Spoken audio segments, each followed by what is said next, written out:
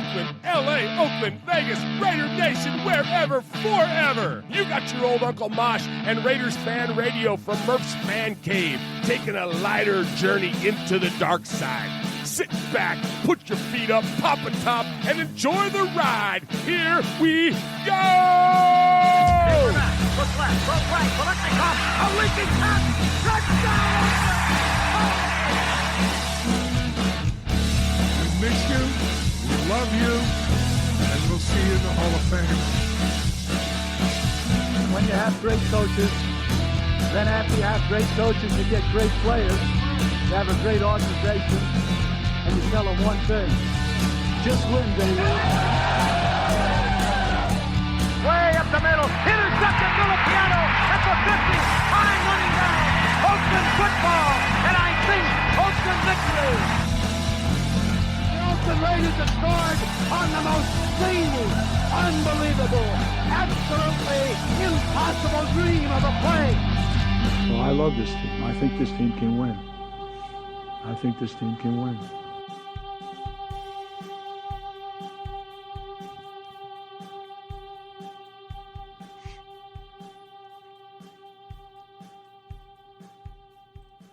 What is up, Raider Nation? Your buddy Murph back once again for what we hope to be a fantastic episode of Raiders Fan Radio, coming to you live from Murph's Fan Cave. This is episode number 179 of Raiders Fan Radio, and appreciate everybody joining us here live in the Fan Cave. Appreciate everybody in the chat, as always, that joins us each and every week. You can jump in the chat and join us live every Wednesday night, usually around 7 o'clock Eastern time, and you can participate in the best chat room in all of Raider Nation, and appreciate everybody in there tonight. Michelle Sweat, Title Raider, Atticus B. Rockin', the Raider Critique, Raider Tommy is in there, Super Him is in there, Todd Clements is in there, Raider Rue is in there, Aaron the Q-Dog Raider is in there, Kill Jadis is in there, Salvador is in there, Raider Cody, what's up, Cody? And Raider J is in there. And Ron just got in. Ron made it. There's 19 people watching now, and Ron was number 19. We didn't. What the hell are you doing? I started the show without Ron? What? I'm sorry. My bad, Ron. Come on, man. No disrespect. Hey, no disrespect. Kevin Raider Nerd is in there. What's up, Kevin Raider Nerd? Appreciate everybody joining us in the chat. And yes, please join us at youtube.com/Murph's Fan Cave every week and enjoy the chat room. They're a lot of fun. They know more about football than we do. They're definitely funnier than we are. It's a great time in there, and so appreciate that. And also thank you to those of you that listen to us on the audio feed of the podcast, which you can find on any podcast service at Murph's Fan Cave. Now, that disembodied voice that you heard earlier, get ready for this chat room. Get ready for this, those of you that are joining us on the YouTubes, because Swag Jeff has returned to the Fan Cave. And Swag Jeff has returned in fabulous HD. Swaggo with the new camera going on over there. What's up, Swag Jeff? Yeah, absolutely. That's 4K swag coming at you. Yes, look at that. Oh my gosh, it's look at so you. good. Look at that, man. It is so good. Murph must have had a good month in commission because Swag got a new camera. It's amazing. You got the new camera, man. Gosh. Yeah, it's looking good, man. So yeah, holy cow. It's Jeff Murphy. I just saw popped in the chat. Adam Hill is in there. Your other best friend that's not Michelle. Yeah, man. 4K, dude. Like, I don't know if it's full on 4K, whatever it is. It's way higher resolution than it's a lot better than that CRT monitor thing you had going on before. Yeah, it was just like a regular old webcam. It was just like a regular webcam. Yeah. You're no longer an afterthought here in a Fan Cave. No. I think my camera might be better than Mosh's. I think it is better than Mosh's. And we can say that because Mosh isn't here. Mosh isn't here tonight. Just me and Swag Jeff. Yeah. And what was it? Murph, Swag Jeff, and who's the third guy? Yeah, we don't know. We don't know because Uncle Mosh is. I think he is taking a trip to out west to do a little casino sports. A little casino sports. That's what Mosh does. Yeah, that's what he does. It's what you do when you're on fall break with the kids. There you go. Exactly. So Mosh is out of the Fan Cave this week, doing a little vacation to the Tunica Gaming Establishment. Oh, I wish I was there. I know, me too. You know what I mean? We only got back from Vegas a couple weeks ago, and I'm already ready to go back, ready to start throwing dice again. I know, it's too funny, man. Or it's too fun. Anyways, Thank you to those of you, again, joining us tonight. A lot of folks in the chat room tonight, man. I love it when our chat room just absolutely blows up, and it's going on in there tonight. Raider Cody said, much respect, Swaggy J, wearing a Matt Schaub jersey. Yeah. I said, actually, this is a number 8 Raider Cody jersey. Yeah, there you go. It's his favorite quarterback. Well, there you go. It is his favorite quarterback. I thought that was your Marcus Tuiasosopo jersey, Jeff. No, but it is a Marcus. But it is a Marcus. It is a Marcus. If you turn to the fan cam, you will see that it is Mariota. There it is. And then the Swag Jeff right there. Like right next to each other. Just brothers in arms right there, man. I know. It's amazing. Mariota. It is. Yeah. He's like my 6th best friend. Yeah. And we're going to return to a fan favorite around here, Swaggo. Yeah. A little Aloha Corner might be coming up soon. Huh, let's see. Stay tuned there, Raider Nation. All right, let's jump into it tonight. So much to get to tonight.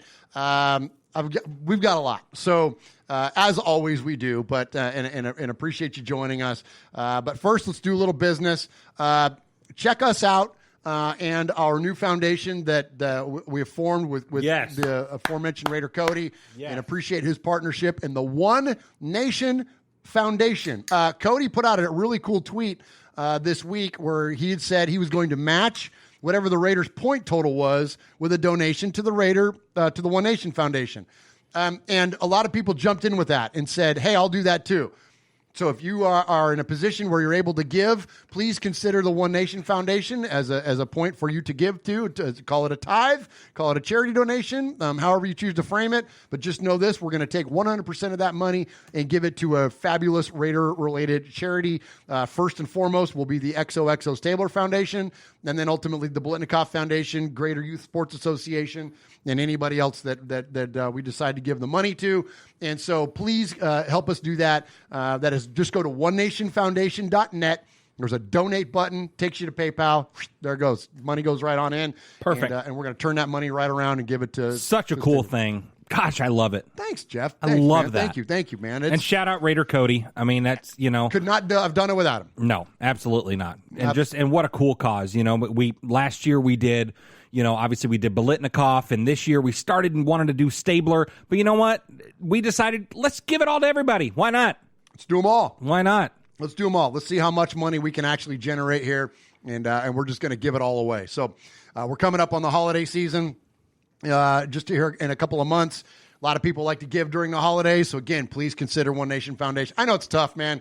Look, we're still in this pandemic thing. A lot of folks are still, struggling with work and employment, and incomes are down. I get it. So if you're not in a position, this is not us laying a guilt obligated thing on you. But if you are in a position where you can give, heck, even if it's a couple bucks, man. And we know that the PayPal works because we were sitting at Stage Door Casino in Vegas, and my hard-earned money that I was going to use to put in a slot machine. Yeah. Murph and Cody go, hey, test the PayPal. Send us. We did guilt you. You guilted me. We will guilt you. Which it's perfect. I mean, take my money. Yeah. Take my money. But yeah, it was. They were like, hey, send $5. And I was like, okay, cool. And I sent $5, and they were like, I don't know if we got it. Send $5. And I sent another $5. And after $20 later, it was the first actual donation into the PayPal account. So it does work, Raider Nation. Use it. Absolutely. Right on, man. Appreciate that, Swag Jeff. Yes, thank you for being the first contributor to the One Nation Foundation. All right, we always reference back our episode number back to something significant within Raider Nation. Yeah, we do. And this is episode number 179 of Raiders Fan Radio, as I mentioned. And Swag Jeff takes us on this journey through Raider Nation, ties it back. What you got this week? Absolutely. So we normally highlight a season every now and then, a career, but we're going to talk about a career today. We're going to talk about a career and a guy that we don't talk about a ton, but we should. He wore number 75. Well, heck, let's go back to the fan cam there, and there's number 75 right next to you.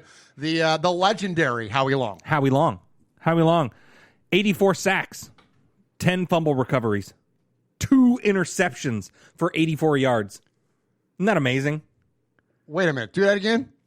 We're at 179. 84. Yeah, we're at episode 179. Yeah. We're not going to do math. Oh, okay. Don't worry about that. No, okay. don't take off your shoes. I started having a panic attack there. Don't take off your shoes. We're not going to be counting. 84 sacks, career as a Raider. All right, okay. 10 fumble recoveries. Okay. 2 interceptions for 84 yards. Okay. But this man played 179 games in silver and black. No, he did. Hey! Nice, Jeff. Hey! Nice. Yeah. Oh, that's awesome, man. Good job, Yeah. Swaggo. Absolutely. 179 games in silver and black. Raider Roo says that 179 is the actual yards per carry that Gunther's defense has given up. Yards per I love it's per carry. Per carry. Per carry. They just run straight through the back of the end zone, out into the They do a fucking- Bo Jackson, and they just keep going. Just keep on going. That's awesome. Well, yeah. Good stuff there, Raider Roo. All right, Swaggo, let's hit some contact information. Jump into the show. All right, boys and girls, pay attention. You got your old Uncle Mosh here with an update. That's right. I got some stuff for you. Take out a piece of paper, a pencil, a pen. Heck, use your pocket knife and carve the info into your dashboard as you're driving down the highway. First off, you need to like us on our fan page on Facebook. That's right. Go to Facebook at Raiders Fan Radio Podcast. Don't forget about the Twitter. You know your old Uncle Mosh, he twits now. That's right. Go to at Raiders Fan Radio. Also, don't forget the Instagram at Raiders Fan Radio. Or what about our website? That's right, RaidersFanRadio.com. Heck, if you want to, you can even email us, show at RaidersFanRadio.com, or call us on the Raiders Fan Radio hotline, 909-345-3346. That's 909-345-3346. Don't forget Merv's Fan Cave on the YouTube, where you can get all the show links like the Fan Club Blitz with Splatterhead and Fitz. Find all our stuff on podcast providers like Stitcher, iTunes, and Google Play. All right, did I hit the time limit? Good. All right. Good job, Swag. Well, yeah. All right, so Raider Nation, to kick off the show tonight, we're going to do a little bit of respect. We don't do props, we don't do shout-outs, nothing wrong with those things, but around here we like to get a little bit of respect. You know what I mean? All right, so first and foremost, let's respect. Put some, you don't even have to put respect on his name because his name equals respect. Yes. I'm talking about the GOAT. I'm talking about one of the GOATs to wear number 24 around here in Raider Nation. I'm talking about Charles Woodson. Yes. And today is Charles's 44th birthday. Yes. Happy birthday. Happy birthday, brother. Happy birthday. The only jersey, Jeff, Yes. I own of a player that is younger than me. Really? Yeah, because Woodson's 44, I'm 47. Wow. Tyrone Wheatley is the next closest. He's 48. He's a year older than I am. And then all the rest of my jerseys are old guys. That's your rule, huh? Howie Long, Stabler, Bolitnikoff, whatever. Is that Bo your Jackson. rule? I mean, is that... Pretty much. I've never bought. I had a Derek Carr jersey, the one that I traded to you, but I didn't buy it. Somebody bought it for me. Oh, okay. But then I ended up trading it to you anyways because it got too big for me. What did I trade you?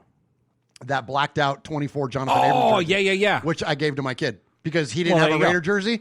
And so I gave it, and it looks better on him. Like just the way that it fits, it looks better on him. It's a badass jersey. Oh, it's sweet. Like I didn't want to, I didn't give it to him because I didn't like it. It just looks better on him. And so, anyways, for sure. Yeah. But no, so anyways, but Woodson, man, like there is literally nothing I can say that would describe how you as a Raider fan feel about Woodson because he literally is one of the all-time greatest. So I'm just going to play this.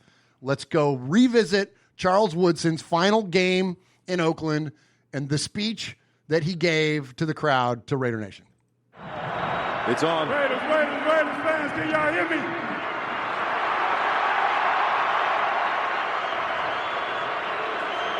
Hey, just one time, I need it. Raiders. So good, dude. Raiders. Raiders.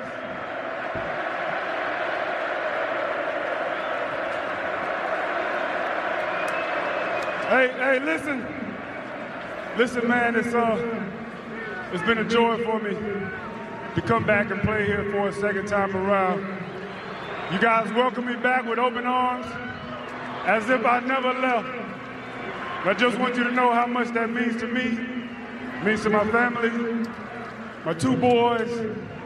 Man, it's been great.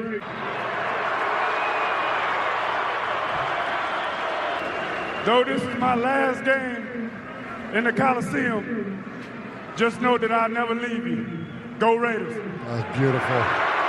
Yes. That gives me chills, man. Yes. I get the chill bumps from that. Just I know love this. that. I never leave you. And he hasn't. He's No. never left us. And he never will. He never will. He represents Raider Nation just as strong as anybody that's ever played for this team. And so much respect to the GOAT. Much respect to Charles Woodson. And happy birthday, man. Happy birthday. Yeah. All right. Next up, we're going to give some respect to Richard Miller. Richard Miller is an artist. Remember this name, Ether, I think is how you pronounce it. It's Aether. He has a YouTube channel that is in our show notes. And then also you can find Richard Miller's art on Fine Art America, which that link is also in our show notes. So why do I bring that up? I bring that up because Richard drew this fantastic picture. That is so awesome. Cool. It's like a comic book style of Stabler and Biletnikoff sitting on their helmets. I sent him the picture, and because he said, "What picture can I do for you?" And I said, "Well, how about this one? Because these are the two charities we're giving to." And so he drew that amazing picture in that comic book style, which fits perfect here in the. I wonder if he could do a Mariota. Yes, he could. Well, and I'm glad you brought that up because here's the thing: I want to give respect to Richard because he gave this to me to hang up in the fan cave. And if you can see the other back half of the fan cave, there's a bunch of comic book stuff over here. So it actually fits perfectly here in the fan cave. Yes. But he is going to do another piece of art. Now, originally, I thought he was just going to do two of these. Yeah. And we were going to auction one off and then give all the proceeds to One Nation Foundation. Today, he sent me an email and he goes, "Well, I can draw anything. Like, what would you like me to draw?" And I said, "You know what? I don't know. Let's ask." So chat room. Yes. What would be a cool picture, or at least give me a cool player that you would want to see Richard do his art? And if you want to see what his stuff looks like, you can go to that YouTube channel, and there's actually one of those like quick, like sped up, whatever videos. Yeah, like a time lapse. Yeah, of him doing this exact picture. It's badass. So go check it out. And then whatever player, heck, we just talked about Charles Woodson. If you want a cool Charles Woodson and maybe throwing up the O or something like that, tell us what you want to see. I'll let Richard Daniel know. Manga says Charles Woodson. Raider Tommy says Bo Jackson. Super Him says Bo Jackson. Bo Jackson's always Bo Jackson big be a favorite. sweet one. Yeah. Yeah, so there you go. So whatever, we'll just... Jeff, you help me decide. We'll kind of get through the show, and then whatever the most suggestions come through, I'll tell him that player, and then we'll auction that off. Then he'll do it and send it off to us. So appreciate Richard Miller and appreciate him supporting the One Nation Foundation by donating his art, man. You know, around here, we're big fans of however your Raider fandom manifests in you, whether it's through your art or, a podcast or your music or whatever it is, cosplay, like any of that stuff. We love it. And so we want to always support that. So appreciate you, Raider Nation. Let us know who you want to see. All right, Jeff. Sir. I got more respect. We got a lot of respect tonight, man. Yeah, you do. We're all about lifting each other up around here. This one is really freaking cool. All right, so one of the traditions that started after Al Davis's passing was the lighting of the flame at the Coliseum and now at Allegiant Stadium. And that is, the fire that burns brightest is the will to win, is what Al Davis' famous quote was. And so that's what the torch then represents. So they have these amazing folks that come in and light the thing, from former players to, whatever, front office folks, you name it. The first one in Las Vegas was, of course, Carol Davis, Mark Davis's mom, Al Davis's wife. She was the one to light the torch for the first time. Do you, Jeff, know who lit it before the Buffalo game? I do not know. I do. You want to know why? Why is that? Because very good friend of the show and actually contributor around here. We call him Chuck Splatterhead McCann, the host of the Fan Club Blitz. His nephew, his name is Matt Espinoza. Okay. Is a frontline medical worker. He's a nurse in Las Vegas. And the Raiders honored the frontline medical workers from the city of Las Vegas to light the torch. All right? So there's a big group of them, of it looks like about 20 folks that showed up. But the guy that actually hit the button in the front is Chuck Splatterhead McCann's nephew, Matt Espinoza. How badass is that? So there's Matt with the frontline workers. He got to light the freaking torch. Speaking of chills, look, I got him again. That is so cool. Cool. Like, while the rest of us are just freaking just jonesing to get into this stadium. And here, one of our own, or at least affiliated with one of our own, got to go in and hit the button. The first guy to hit the button that wasn't named Davis. That's legit, dude. That's legit, man. Oh, my gosh. How cool is that? Crazy respect, first and foremost, to what you folks do for a living. Oh, my gosh, yes. And I know we've got a lot of first responders that are in our chat, a lot of folks that we know that work in the medical field or in law enforcement or, firefighters.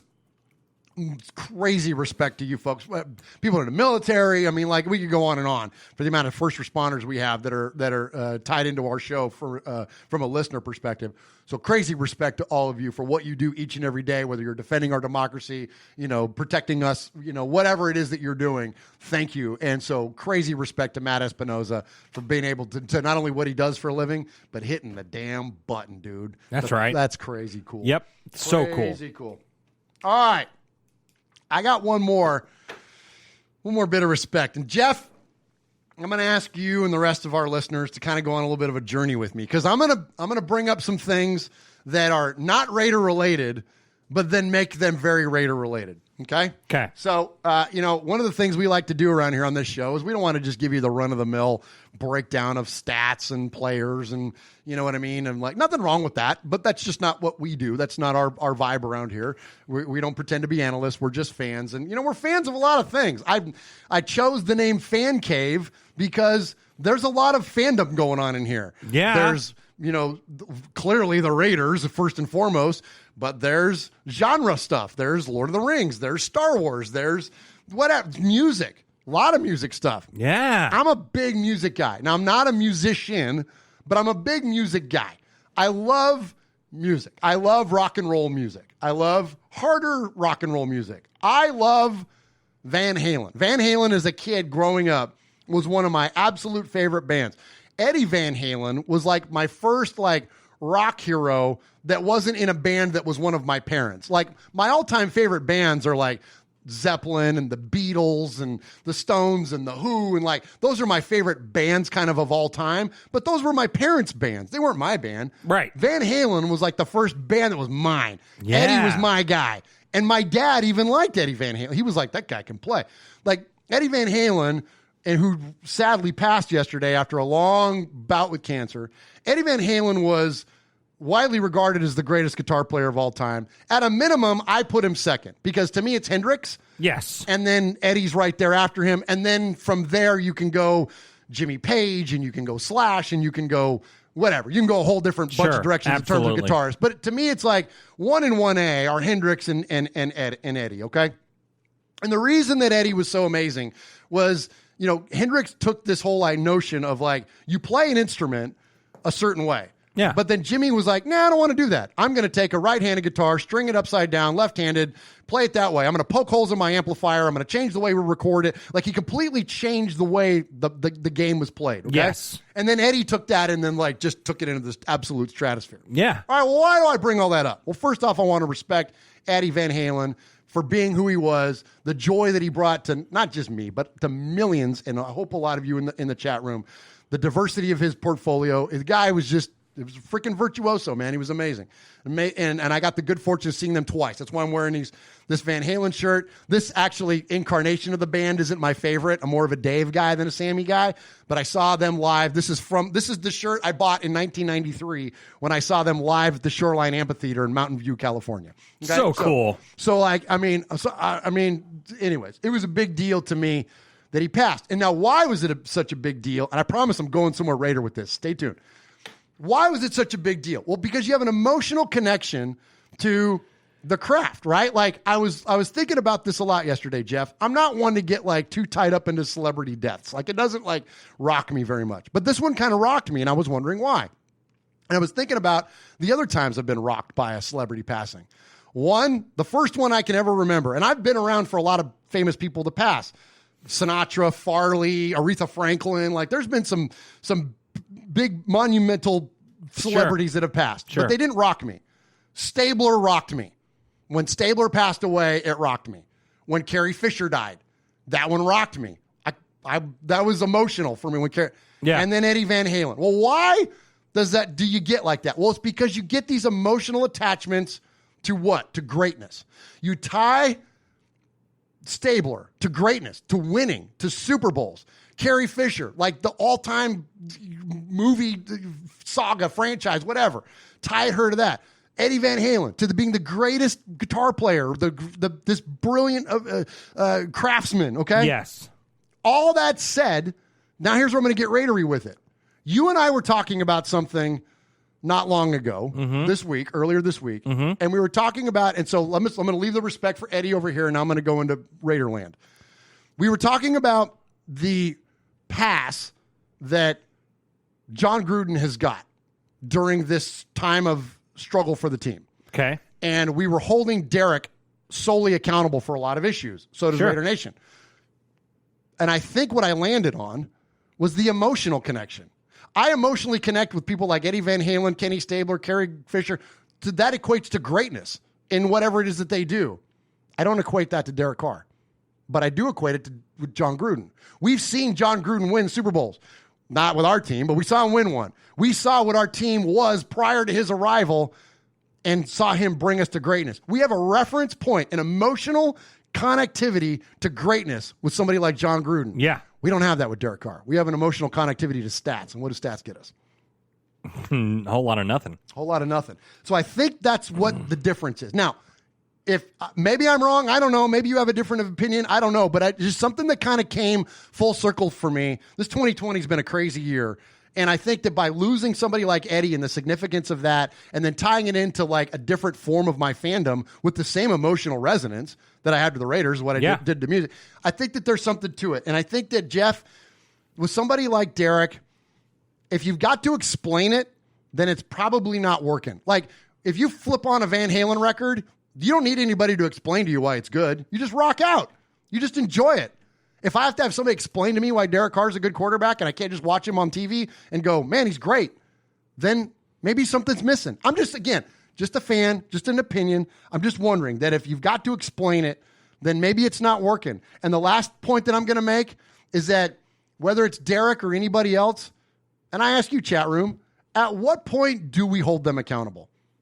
At what point is it? At what point do you say, okay, you do have to be accountable to this? I don't know. And this is a rhetorical question. I don't have an answer. I'm just saying that at some point, well, what point do you have to put your hand up and say I'm the problem? Yeah. I don't know. Is that fair? Oh, absolutely. Am I completely off the rails here? Do you see? Did I track it all with that, Jeff? I know. Yeah. I'm kind of all over, but what do you think? Yeah. I mean, no. I mean, you said it. I mean, who's to blame? You know, where are we at? You know, I mean, who has run its course? Who has run its course? Is it DC? Is it Gruden? Is it both? I mean, obviously it's Gunther. I mean, just ask Raider Roo. Just ask Raider Roo in the chat. But yeah, you know, I mean, you know, we've seen Gruden be great. We've seen Gruden be great as a Raider, and unfortunately as a Buccaneer, beating the Raiders. But, you know, I mean, yeah. I mean, you said it all. You said it all. Okay. Well, thanks. And I'm, you know, and look, and I'm not looking for validation. If I'm off, I'm off. And chat room, tell me if I'm off, and, you know, tweet me, email us, let us know what your thoughts are. But there was just something about the emotion, because it's a curious time. And it was like, well, why is that? Why is it that we rail Derek immediately, but we don't rail John Gruden? Like, if anybody should be accountable to the freaking lack of success, it should be him. He's the one that's, not only is he buying the groceries, but he's cooking dinner. He's the guy. Right. Like, why is it that we scream and holler about Derek Carr when, like, Derek's just over here going, hey, man, what did I do wrong? Because he's the face of the franchise. Well, that's the thing. And I think it's because we just don't have that emotional connection to him. I don't, because what is it that we've ever, at best, we can connect to 2016. Mm-hmm. And then he got hurt. So we never even got a chance to see him be, you know, like, I think probably my favorite Derek Carr moment was when he broke his freaking pinky and he went into the locker room and he came running back out and retook the field. That was like his Willis Reed moment. It was like, whoa, he's back. What a gamer. What a warrior. He's doing it. Like, that was, to me, like the most excited I've ever been about Derek Carr. That more so than any touchdown pass, any stat, anything was that moment, because that's when he showed to me heart and leadership. Yeah. And you know what I mean? So anyway. Yeah. And, obviously, as Raider Nation, myself included, and I know you included, he's the guy that's going to take the blunt of the blame, But, Derek Carr doesn't play defense. When we give up 30-plus points a game, I think every game that we've played this season, that ain't good. But we need to go down there and score. Yeah, Dan Marino never had a defense or running game either.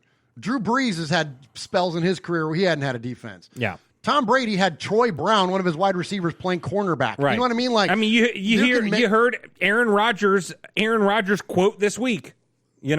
Off years for me are still career years for some guys. Amen, dude. And he's not wrong. He's not wrong. Greatness is greatness. And I think that we, again, here we go back to that emotional connection. We have an emotional connection to greatness. Yeah.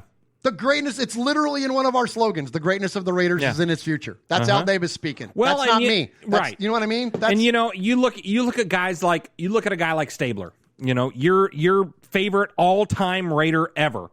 His stats weren't amazing. Nope. He threw a crap load of picks. He threw for 2,500 yards or whatever, but he won. He was clutch, and he won a Super Bowl.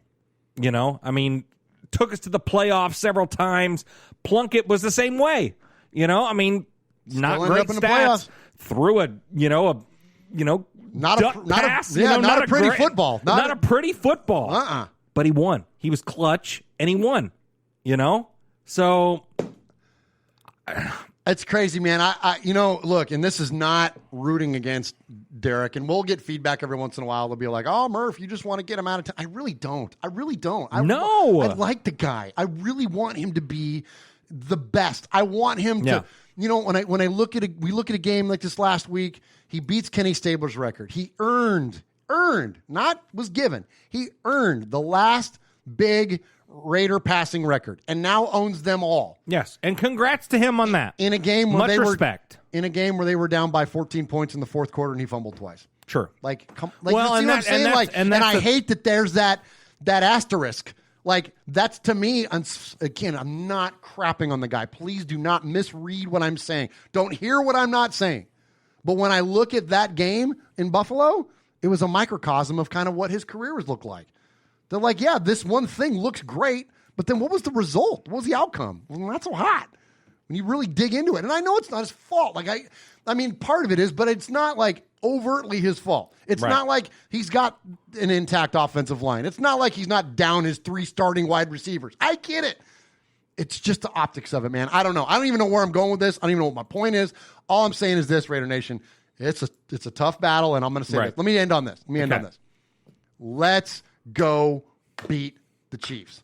Every single thing anybody has ever got to say about Derek Carr and the Raiders, front office, coaching staff, Paul Gunther, all evaporates if we go and beat the Chiefs in Kansas City. Amen. Let's go do that. Hey, Raider Nation, this is Max Crosby from the Oakland Raiders. And goes down, and Max Crosby, who forced a fumble last week. You're listening to Murph, Mosh, and Swag Jeff on Raiders Fan Radio. Thank you so much. Just win, baby. All right, Raider Nation, we're going to do a little bit of business here real quick, and then we're going to jump into a couple segments. We're going to have a lot of fun here tonight. But let's pay some bills, and we do that through MyBookie. Winning season returns at MyBookie. Winning season means doubling your first deposit. Winning season means insane props, epic bonuses, and the craziest cross-sport wagers. At MyBookie, winning season means watching live sports and betting live sports all season long. Rejoice! The NFL has returned. For now.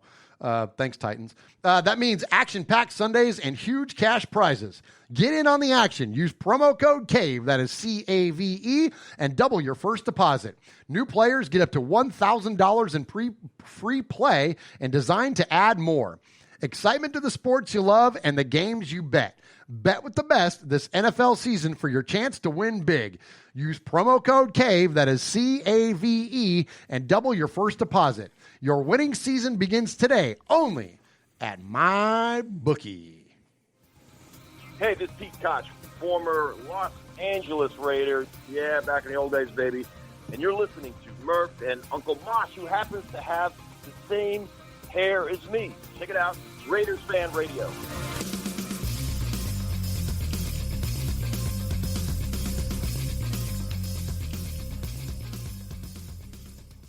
All right, friends. Now, just know this.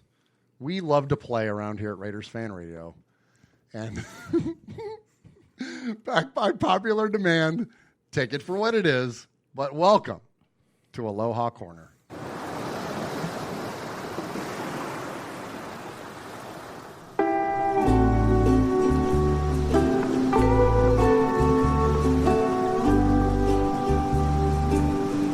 Welcome, everybody. Welcome to another edition of Aloha Corner, where we highlight a player, a quarterback, arguably the best quarterback that God has ever graced us with. I'm talking about number 8, the Flying Hawaiian, Marcus Mariota. Welcome. Marcus Mariota was removed from IR last week. Did you know that? 1 week ago.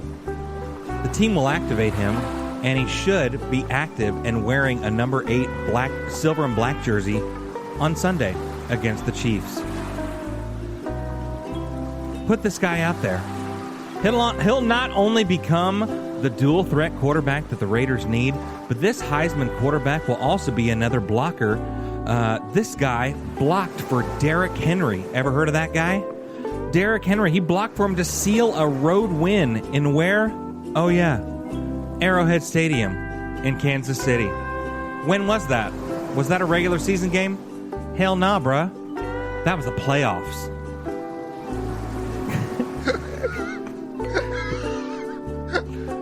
Put him in. Put him in at tackle. He'll block. He'll block because, you know what? 77 ain't playing. 77 ain't playing, so why not? Put the guy in. Did you know that Marcus Mariota was trending last week on Twitter? To be exact, he was trending on Sunday. After DC's second fumble, Marcus Mariota was one of the top trending topics on Twitter. Are you sick of losing like DC is? Are you sick of losing like DC is? Jeez. Maybe it's time for a little Flying Hawaiian. Good night, and thanks for joining us in Aloha Corner.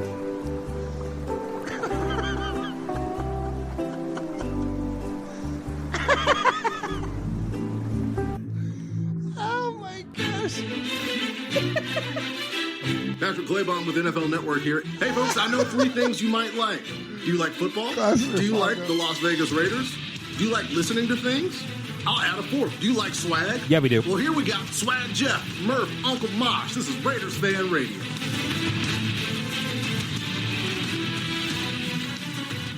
All right, Raider Nation. All right, let's get into a little bit. Aloha Corner is too funny. I hope you understand that is tongue-in-cheek. We are not lobbying for anything. It's a freaking goof. Just let's have fun. All right, man. What are you talking about? I said all that while Jeff was running back to his chair. Yeah. No, he's the best. For you, that's some real stuff, man. That's real talk, bro. Yeah, that's real talk. Real man. talk. Yeah, man. Real talk. I appreciate it. That's pretty good, Jeff. All right, so let's get into some game talk. Now, look. We want to move on to the Chiefs as quick as possible. We want to leave this Bills game in the dust, but I think it's important for us to, what's the word? Cathartic? That's when you kind of share in like a tough time, Jeff, you know? Yeah. We kind of all live in it together, you know what I mean? And we can all like work through the challenge of it together. So let's do that. And I thought we had a caller this week, Jeff, that I thought kind of wrapped up where we all felt leaving the Buffalo game, and it's Cousin Sonny. Oh, okay. Co-host currently of the RFR Rundown, Raiders Fan Radio Rundown, which is in your Murph's Fan Cave podcast feed. Yeah, it is. And so here's what Sonny had to say when he called in. Motherfucking ass, pissing away the season. Mother fire them all. Derek Carr, 4 fumbles in the year. What the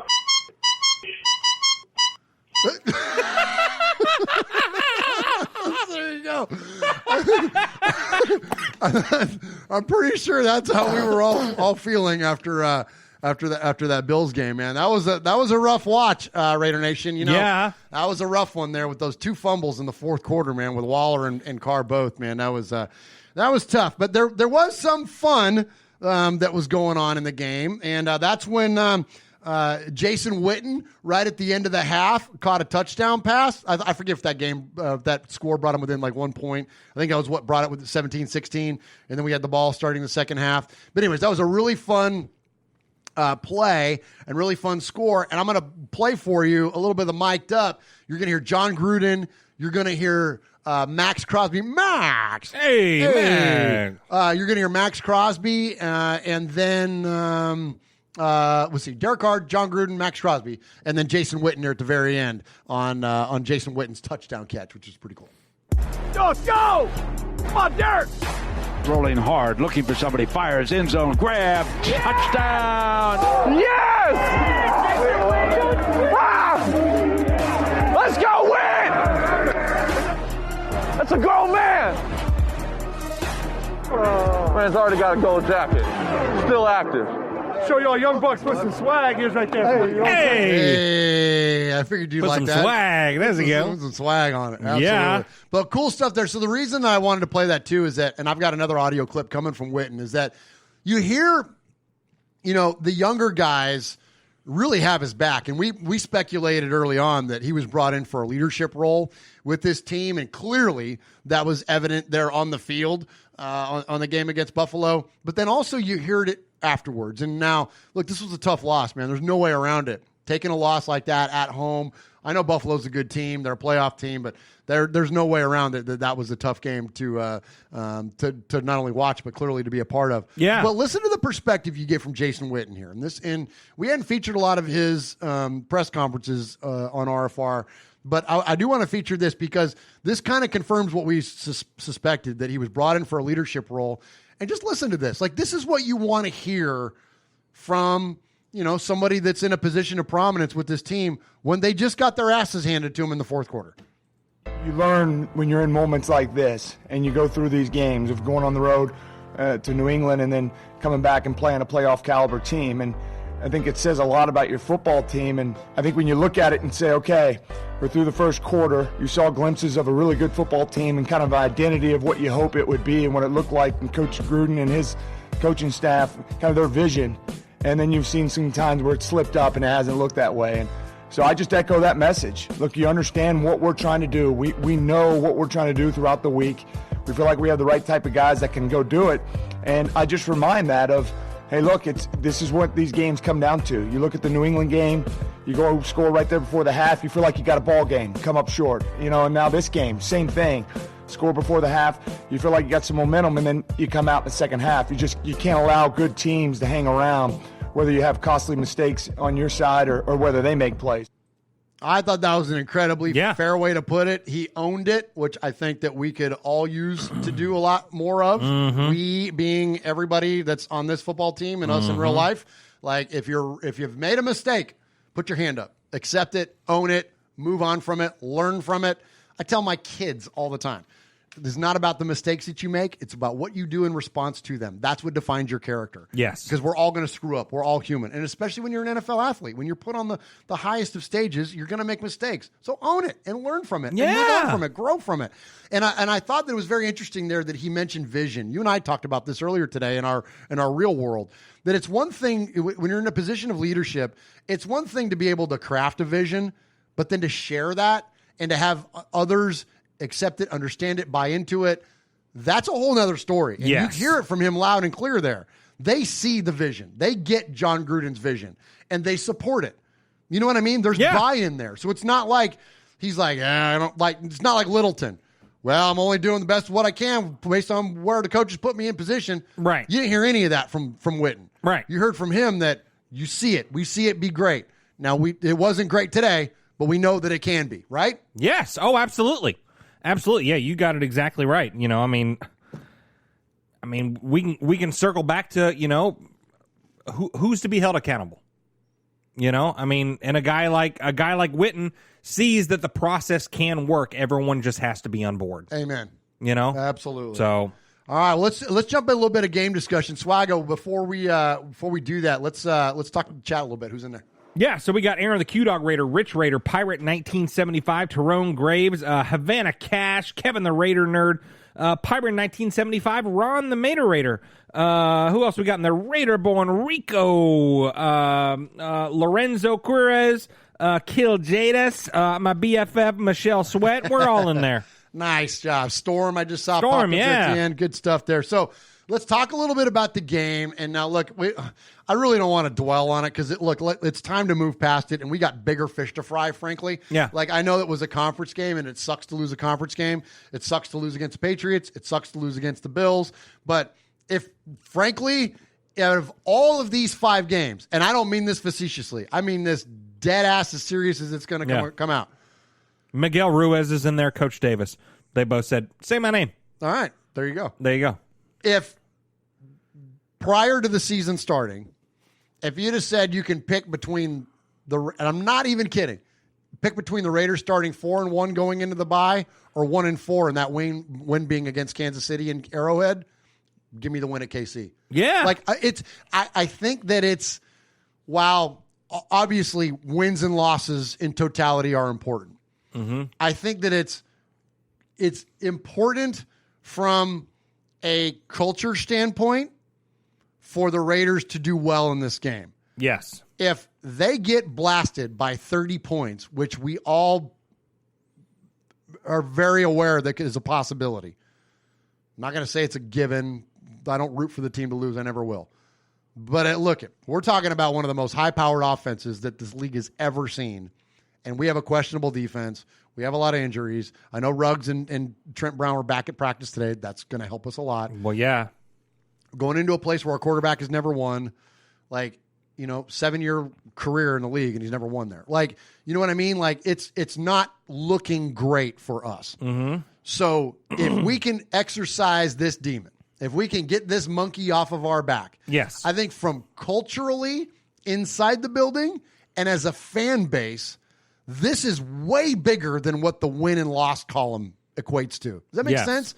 That's why, the one win in Kansas City against the team at full strength, we could take every punch that Kansas City has to throw and fend them off and win the game. Guess who's not going to probably criticize Derek Carr for the rest of the season at a minimum? Me and everybody else on Twitter. Yep. You know what I mean? Yep. Because it's there's this thing constantly lingering over his head. Yeah. He's never beat Kansas City in Kansas City. He's barely ever beat Kansas City in Oakland. Let's take it off the table. Go beat their ass. I don't know how. I'm not an X's and O's guy. I'm not an analyst. I'm not going to be Ted Wynn and sit here and tell you that, they need to do this, and they need to run this scheme, and they need to line up in this formation, and they need to do that. I don't know, man. Yep. There's people that get paid millions of dollars to figure that stuff out. Yep. So you guys that get paid millions of dollars to figure it out, figure it out. Put the other millionaires in place to do it well. Right. Put Derek Carr and Henry Ruggs and Josh Jacobs and all these guys in position to win this game. Because I think culturally it's very important, because this is going to go one of two ways. Because if it goes the way that it very well could, and that's a 30-point blowout, Jeff, it's never over, because we have a very nice-looking schedule after the Bucs anyway. We have a more favorable. Well, but it's please, you talk. Well, so if you were before the season started, if you would have said, "Hey, we're going into KC 2-2," how do you feel about that? I think most people would have probably said, "Pretty good." Yeah. Given the start of our schedule, as hard as it was to come out of that 2-2, you got to feel pretty good about that. But, for us to start 2-0 and beat a team like the Saints on Monday night, first game in Vegas, I know emotions were running high, but, we look good. Even Gunther made the adjustments that he needed to make at halftime to, stop Kamara, to, hold Drew Brees, to a minimum. But, this is a pivotal game. It really is. And, in every game against, against a division rival, and the Chiefs, especially the Chiefs, it's a pivotal game. But this really is, you go into the bye 3-2, riding high.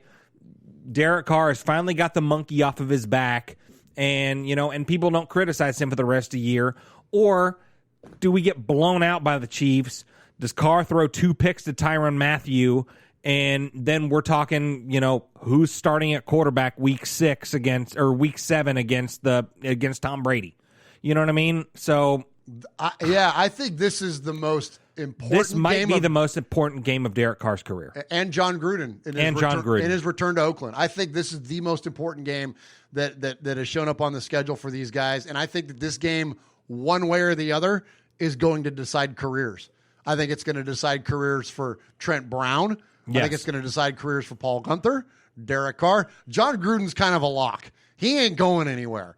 That guy's not going anywhere. But I promise you, there will be some careers decided on the outcome of this football game. Maybe not necessarily by the scoreboard, but I think there's no moral victories. But if there's a difference between playing them close, pushing, look what the Patriots did. And for those of you that are critical of John Gruden's offense, did you see the Patriots play the Chiefs the other night? It's the same thing. It's the same damn thing. It's that methodical, prodding, short yardage, don't get into 3rd and long, convert a lot of first downs, keep the ball out of Mahomes' hand. It's the same thing. But they have a little bit better of a defense to keep up, and they have the greatest coach of all time calling their plays. Right. So, but point being, though, we can do it too. Yeah. It's possible. It's not and look, and I hear you loud and clear, the folks, and I see some in the chat, we need to throw deep. We need to throw deep. I love that kind of football too. I'm Kenny Stabler, John Madden, go deep, baby. That's how I grew up. That's my favorite version of the Raiders. Yeah. But that's not what we have today. So they're not going to go out and start chucking it downfield. Now, they might take some shots with Henry Ruggs, and they should. But point being, though, is that we're not just going to go out and it's going to be a freaking air raid offense. That ain't going to happen. Right. But we don't need it to be, because we just saw the Patriots play them very close and really had a chance to win that football game, if not for a couple of bad turns. If that's Cam Newton in that game, dude, they win. Yeah. Right? But you look at the 2 late picks that Stidham threw and all that. You put Cam in that game, they win by 20. Yeah, well, honestly, maybe not that much. Maybe not that much, but still. But they win. They win. I think, the close game like that, and then they were taking chances and, Stidham underthrowing players and stuff like that, yeah. But, I think the big thing, and, we've all been talking about it on Twitter and stuff like that. Derek Carr says, I'm sick of losing. So. Yeah, us too. So go win. Yeah. Thanks for joining in. Yeah. Yeah, because we're all glad sick of after 7 years you're sick of it. So do something about it. Go win. I know your defense isn't great. Go win. Yeah. Go score points. Neither's the Patriots. There's literally points in that game, and I tweeted this. We just played them a week ago. Yeah. And we're watching this game, and I'm like, who is that guy? Who is Olszewski? Yeah. Who are these guys? They're literally people, because guess what? Freaking, Patrick Chung is not there. Dante Hightower is not there. Kyle Van Noy is gone, and he's in Miami now. It's the same story about the Patriots. They turn over their rosters, and yet they're still always in it. When is it going to be our turn? I don't want to. Yeah, I'm with you. I don't want to hear the excuses. It's not just Derek. It's on all of them. No, anyway. It's definitely not just Derek. Defense, you got to step up. You got to come to play. You're facing one of the most high-powered, crazy offenses that we've ever seen. Crazy, dude. So step up. Step up. Help DC. Help your captain, because this game has a lot of implications. It's crazy, dude. I'm telling you, I don't know if there's ever in recent history, I can't think of a regular season game that's held as many implications as that. Seriously, I think careers are going to be decided on Sunday. And so, anyways, let's do it, Raiders. Come on, man. Let's freaking go. Let's go. Let's go. Let's beat them, man. Let's beat them, man. Anyways, all right. let's move on from that. Enough from us. You've heard us, couple of blowhards here in our bonus room enough. Let's get to the Sea of Fans. Swaggo, hit the music.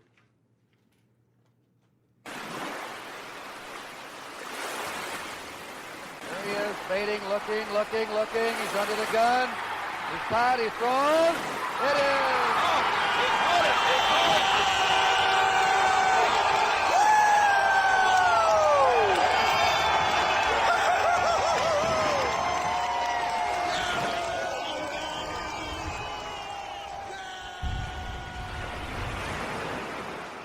All right, you can join us here in the Sea of Fans each and every week by sending us an email at show@RaidersFanRadio.com. And if we read your email in an indefinite amount of times, you can become a made man or a made woman. Or the quicker track is to call and leave us a voicemail. That is at 909-345-3346. That is 909-345-3346. Leave us a message, and if we play it 3 times on the air, you become a made man here in the Fan Cave and Raiders Fan Radio. But before we get to those voicemails, we're going to get to some emails, and I believe Swaggo has got a couple of those before we wrap it up, of course, with the king of the emails, and that is Paul. Jeff, what you got? Good evening, RFR. First off, how the hell did we lose to the Bills? Jeez. Defense played great in the second half to keep the game close, but turnovers killed us yet again.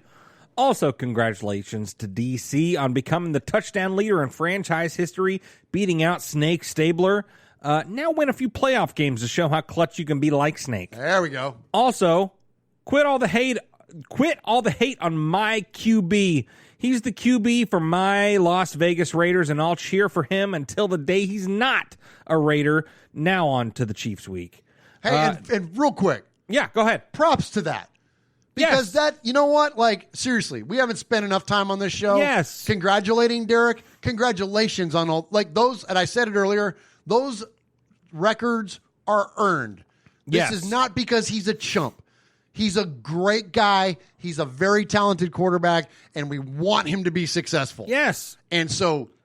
And as far as stats goes, he is the most successful Raider quarterback we've ever had. And that's and respect to you, brother. I mean, and you couldn't ask for a better guy. Yeah, you know what I mean? Yes. I mean, just a great Christian guy. I mean, just much respect to you, DC. Absolutely. You know, we poke fun and, you know, do our aloha corners, and we're critical, of course, because we want our Raiders to win. But much respect to you, brother. Much respect. Seriously. And we want you to be the guy. We want you to be QB1. And you are QB1, you know, and you'll be our favorite quarterback until you're not our favorite quarterback when someone else comes in. Absolutely. You know, so, I mean, we want you to succeed. So succeed. Right on. Where I'm at. Okay. KC, the Chiefs, they look so beatable against the Patriots, just the Pats failed to capitalize on crucial moments in the game. Well, that's not going to happen to us. Against us, I say we go to KC and we beat the Chiefs. If you doubt us, then trade your silver and black for ketchup and mustard right now, because we don't want you. The fan base is as diehard who's week in and week out screaming Raiders at the top of their lungs. Keys to the game. Number 1, put Kermit the Frog on his back early and often. This is the chance for Salt and Pepper to get cooking. And we need them to come up huge, especially with Mo Hurst coming up on the COVID list. Yeah, unfortunate for that.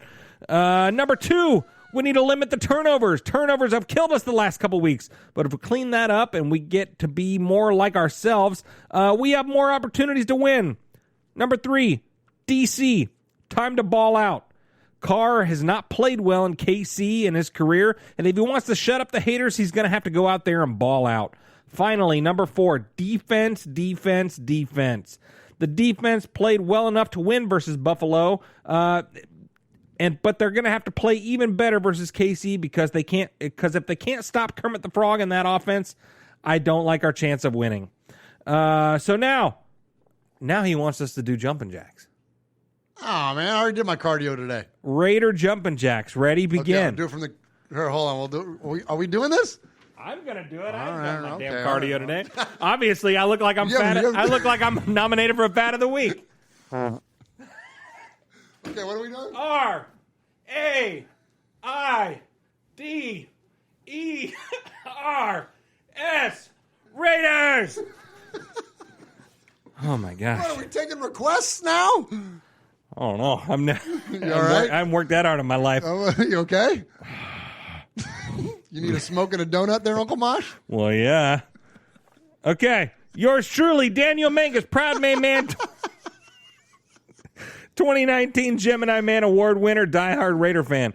P.S. If this email doesn't get the sizzler, the winner better be outstanding. He's lobbying for his own sizzler. You can't call your own shot, Babe Ruth. Bro. What are you doing over there? What are you doing, man? I love Q-Dog. Aaron the Q-Dog Raider says that 8 almost fell off that jersey. You're not kidding. Part of that 8 almost got stuck under my boob during one of those jumps. Jeez, oh, Pete. I love it. Also, Q-Dog says, Daniel is my favorite Mangus until he's not my Mangus. Mangus 1 until he's not Mangus 1. Until he's not Mangus 1. Oh, my gosh. That's so funny. You guys rock, man. Oh. See what I mean, chat room? Like, I'm fogging up already. Oh, my gosh. Too funny. All right, Jeff, you got one more. I got another one. Hold on. I got to catch my breath here. Let me take another. Did your tongue swell up? Or are you all right? No, I'm good. I read that email pretty damn good, you okay? Did you know what I mean? No, you did a good job. You should be commended. Commend me, damn it. Okay. Yeah. Jeff, you're the statistical leader in terms of emails. Yeah. Yeah, you just haven't won much. No, it's, well. Oh! Hey, no comment. No comment. Jokes, Raider Nation. These are jokes. Murph, Mosh, Swaggy, and welcome back, Sonny. I want to address Derek Carr.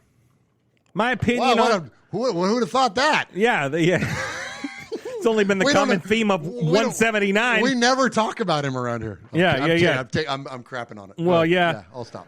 Okay. My opinion on him has changed. I've been one of the biggest Carr supporters. I really like Carr as a man and as a person. But I've lost faith in Carr, and I'm starting to lose faith in Gruden, too. You guys say you hate math, but you like numbers. Yes. Here's some numbers regarding active NFL postseason quarterback wins and losses, records, and playoff appearances. Please keep in mind that it takes 7 years for most of these quarterbacks to make it into a playoff game. Listed below are the current active NFL postseason starting quarterbacks win-loss records for active NFL players that have started in at least one game as a quarterback. Wins and losses records. Okay. Number 1, Tom Brady, 30-11. Okay. Ben Roethlisberger, 13-8. Joe Flacco, 10-5. Aaron Rodgers, 10-8. Russell Wilson, 9-6. Drew Brees, 8-8. Phillip Rivers, 5-6. Patrick Mahomes, it doesn't matter. Nick Foles, 4-2. Nice. Matt Ryan, 4-6. Cam Newton, 3-4. Blake Bortles, 2-1. Jimmy Garoppolo, 2-1. Ryan Tannehill, 2-1. Jared Goff, 2-2. Alex Smith, 2-5. Marcus Mariota, 1-1. Case Keenum, 1-1. Matt Schaub, 1-1. Kirk Cousins, 1-2. Dak Prescott, 1-2. Deshaun Watson, 1-2. Playoff appearances, but no wins. Josh Allen, 0-1. Trubisky, 0-1. RG3, 0-1. Tyrod Taylor, 0-1. Teddy Bridgewater, 0-1. Carson Wentz, 0-1. Connor Cook, 0-1. Matt Moore, 0-1. AJ McCarron, 0-1. Joe Webb, 0-1. Brian Hoyer, 0-1. Lamar Jackson, 0-2. Matt Stafford, 0-3. Andy Dalton, 0-4. There are 36 active quarterbacks on this list. Carr is in his 7th year in the NFL as a Raider quarterback. He is not on these lists. Stop it. Yes, he has lost his chance when he broke his leg in 2016. However, he has not been the same player since. He has lost his edge. Although he played well in the last game versus the Bills, besides those fumbles, his touchdown record, QB completion rate, and all of his positive stats don't mean squat without regular season wins. And that leads to postseason wins. I've lost faith in Carr. He's just not an elite quarterback and doesn't have better than average quarterback attributes and stats that lead the team to wins. He is not a mobile quarterback, which is what the league is turning into. He doesn't show enough emotion on the field to motivate his team members and get the fans excited that he's passionate. I question his leadership. Yes. Wow. He's a Gruden. Taking runs over at him. He's a Gruden yes man, with no room for originality that makes him stand out against any quarterback on the above-mentioned list. I say all this to say this. I'm losing faith in Gruden, too. Both Gruden and Carr don't seem to be learning from their own mistakes and aren't adapting to the current NFL winning ways. Carr and Gruden are tigers that won't change their stripes, and every opponent's coaches and players seem to be having an easy time game planning against our Raiders. Carr supporters, I ask you this. Where does Carr rank realistically on your list of active quarterbacks in the league?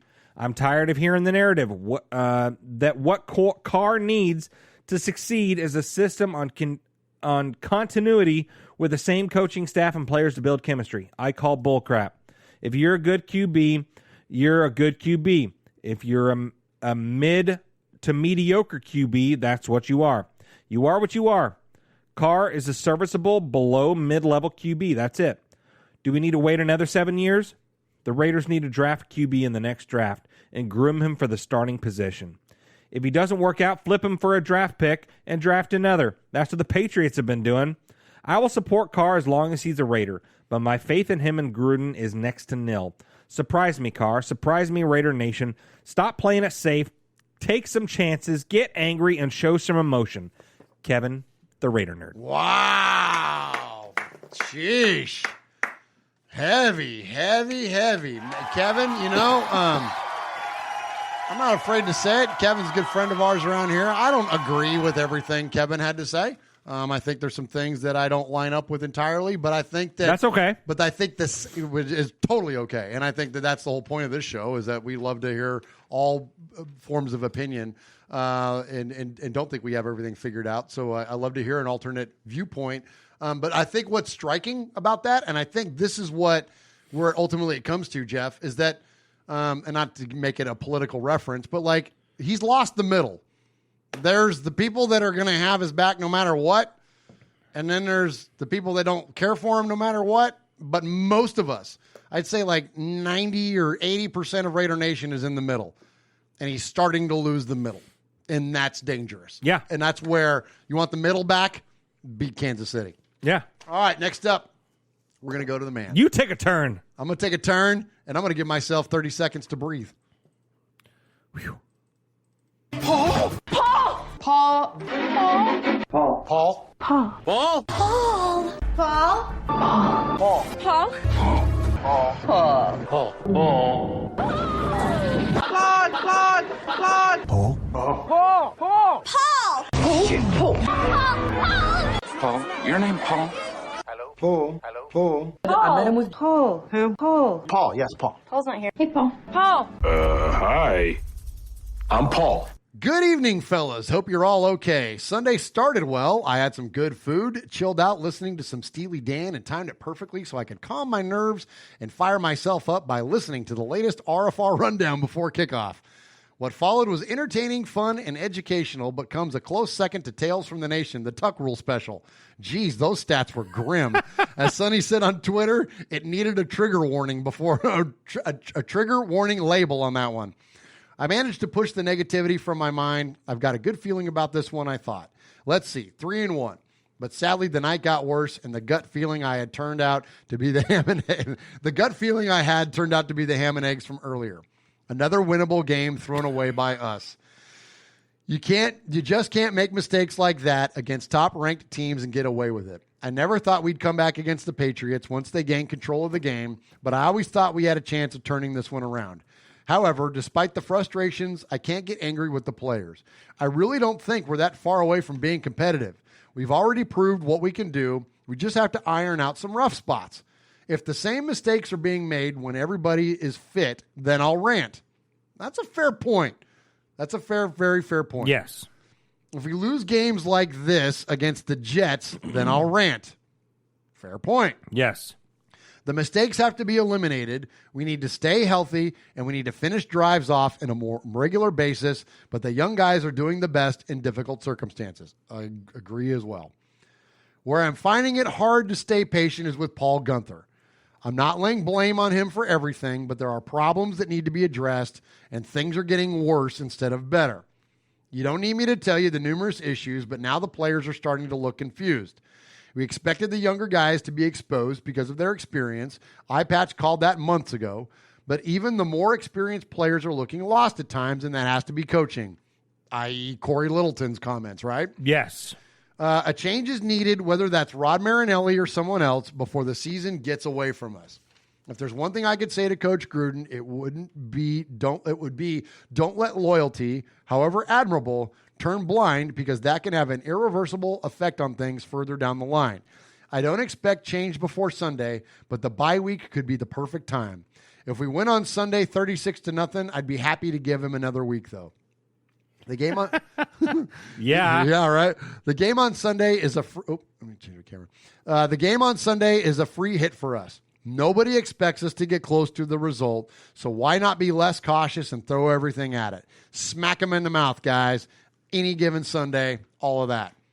I'm hoping that Uncle Mosh's glorious autumn storm will be played loudly and proudly. Paul, thank you for the request. Jeff and I talked about that before the show. We're going to save that for when the Raiders play Kansas City at home, because we just played the autumn storm just a few weeks ago. Yeah, and it's epic. It's epic. And we don't. That's one of those kind of things that you don't want to. You don't want to overplay that. You don't want to overplay. You got to break it out every once in a while. And so we're going to save it for when we play the Chiefs at home.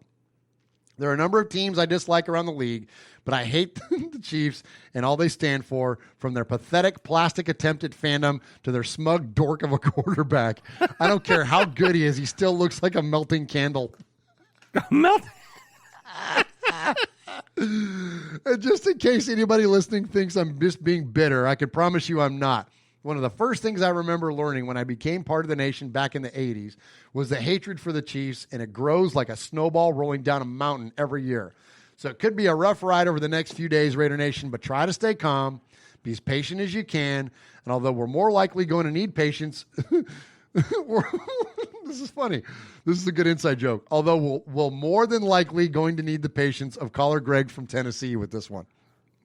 Because Greg's been very patient. Yeah. If we get time tonight, we should probably put him on the made men list. What's our time right now? We're running about 1:12 right now. I don't think we're gonna have time. Probably not. Sorry, Greg. Yeah. Finally, this week he has a question. How does John Elway wear a face mask? It must be the size and shape of a windsock. Read that again. How does John Elway wear a face mask? It must be the size and shape of a windsock. I'm off to Paul, you're killing me. Now I'm off to stick pins in my Paul Gunther doll. Stay safe, RFR family. Love you, Raider Nation. His Lordship, Paul Edgerton, Shropshire, Mississippi, Polly Award winner 2019, Foggy Glasses Award winner 2020, BRT Sizzler scorekeeper, proud made man, and five-time winner of the Raiders Fan Radio Sizzler Award.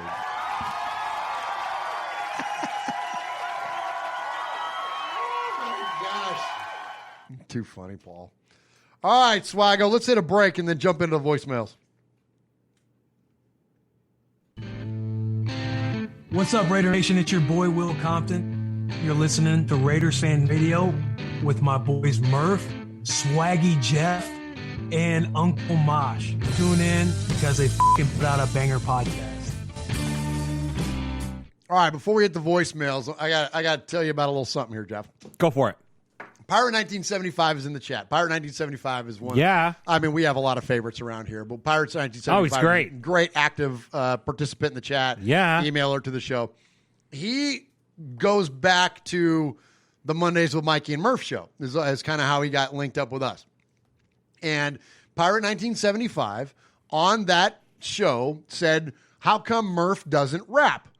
How come Murph doesn't rap with Mikey? Because Mikey raps at the beginning of the show. And I said, dude, I am far from a rapper. Like I said at the beginning of the show, I love music, but I'm not a musician. And I'm the furthest thing. Like, I like hip hop, like especially old school hip hop. I love Run DMC and the Beastie Boys. And I even like LL Cool J. And like, I love that stuff. But like, I'm not musically gifted in that fashion to rap. But I said, Pirate 1975, I'll tell you what, I will rap if the Raiders beat Kansas City. Yeah. And he was like, deal. So he's blowing up the chat tonight saying, Murph is going to rap. Murph, are you going to rap? Yes, I will honor that commitment that Pirate 1975, I believe that was 2 years ago that I told you that, because I believe the last time we beat the Chiefs was when Derek Carr hit Michael Crabtree in the front corner of the end zone in Oakland in 2017. Yeah, right? How many extra untimed plays was that? Five time drives right? in the end zone. But I will absolutely honor that. And Swaggo and Uncle Mosh committed to helping me, write the lyrics. Oh, I'm working on bars right now. That's what the kids say, right? I'll be spitting bars a bit. Bars. Not well. I will suck at it, but I'll do it because it's worth for us to beat the freaking Chiefs. So anyway, all right, let's get to the voicemails. At the top of the voicemail list is Aaron the Q-Dog Raider. He's the capo. He's the leader of the made men and the made women. And so we appreciate Aaron and his participation in this show every week. So we will lead off the calls with that. And don't forget, you can call us anytime, 909-24-7, 909-34... Oh, my gosh. 909-345-3346. Leave a message 3 times if we play it. Gosh, dang it, Jeff, I can't talk. What are you doing? Leave a message. Whoever you stung by. Leave a message. If we play it 3 times on the air, you become a made man or a made woman. Yeah, you do. Let's check in with Capo. Greetings, Don Murph, Consigliere Moss. Underboss Sonny, Sergeant at Arms for Sisler. Big Raider Trucker, Mojo from When the Universe Speaks, Ramon the Mean King, Swag Nation.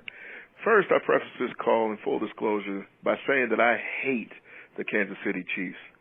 I hate everything from their team colors to the stadium, every damn thing in their city except possibly their barbecue. I mean, yes, the Chiefs are the current Super Bowl champs, and, allow me to remind the nation that they had to come back from 10 or more points on multiple occasions playing the fighting Bill O'Briens with Garyon Conley featured in their secondary, which tells you everything you need to know about that game. A 9-7 Titans team that was no better than that record indicated. And then the 49ers, coached by a second-generation rat-faced a-hole who still has no idea that running the ball with a lead will win you the game, especially in the Super Bowl. Now, the Chiefs, they didn't beat Tom Brady, Lamar Jackson, Drew Brees, Aaron Rodgers, Russell Williams, Wilson, or Tom Brady, or the whatchamacallit brothers. But they had the most cupcake path to a Super Bowl that anybody has ever played. So I'm not buying into any talk that they're the next dynasty. And get over that. And speaking of, overinflated dynasties, Tom Brady basked for 2 decades in the absolute crappiest division in football. And now, Patrick Mahomes, it's his turn. I mean, if you and the Chiefs fan base think that you've earned any credibility running a preseason quality gauntlet to a title, you are seriously overestimating your place in football history. I hate the Chiefs kingdom. First, it's just corny, bruh. All of you English majors, listen up. Shouldn't it be called a chiefdom after all? Now, speaking of their fans, and how many nanoseconds did it take from closing the final whistle off of that Super Bowl until that fan base became worse, if not more obnoxious than the mass holes from New England? Now, remember, they're the same ham and eggers who booed the moment for racial equality and social justice before the kickoff to start the season in a half-filled, unsocially spaced Arrowhead Stadium. Now, all of these certified hicks from both sides of the Missouri River seem poorly distancing once again, while insensitively tomahawk chopping wearing their brand-new number 15 jerseys. Classy, real classy. Nothing like, the NFL trotting out empty racial healing gestures in front of possibly the most racist fans on the planet. I mean, they scream at players for disrespecting the anthem, yet at every national anthem played in that stadium they call Arrowhead, they finish out the national anthem by saying, "Home of the Chiefs," every time the anthem's sung anywhere in town. What? I hate the way they do that, man. It's so and the stupid. manner in which Patrick Mahomes treats steak and eggs. That's right, I said it. Ketchup is for French fries only. This ain't the Muppet Show, homie. I hate Tariq Hill. I mean, I really hate Yeah. Hill. If you're a parent, you should hate him too. Amen. Now, from an ethical standpoint, the Chiefs are the Washington football team now. And before anyone points out that the Chiefs isn't a literal racial slur like Redskins, I mean, it's difficult to hold the high ground whenever your fan base, trots out dumb hicks from all points imitating Native American war chants and completing tomahawk, motions before every game and during every game. Daniel Snyder was a tone-deaf, completely ignorant, and cash-loving owner by his, devotion to holding on to that moniker. But you know what? There is no high ground to be had when it comes to Chief fan.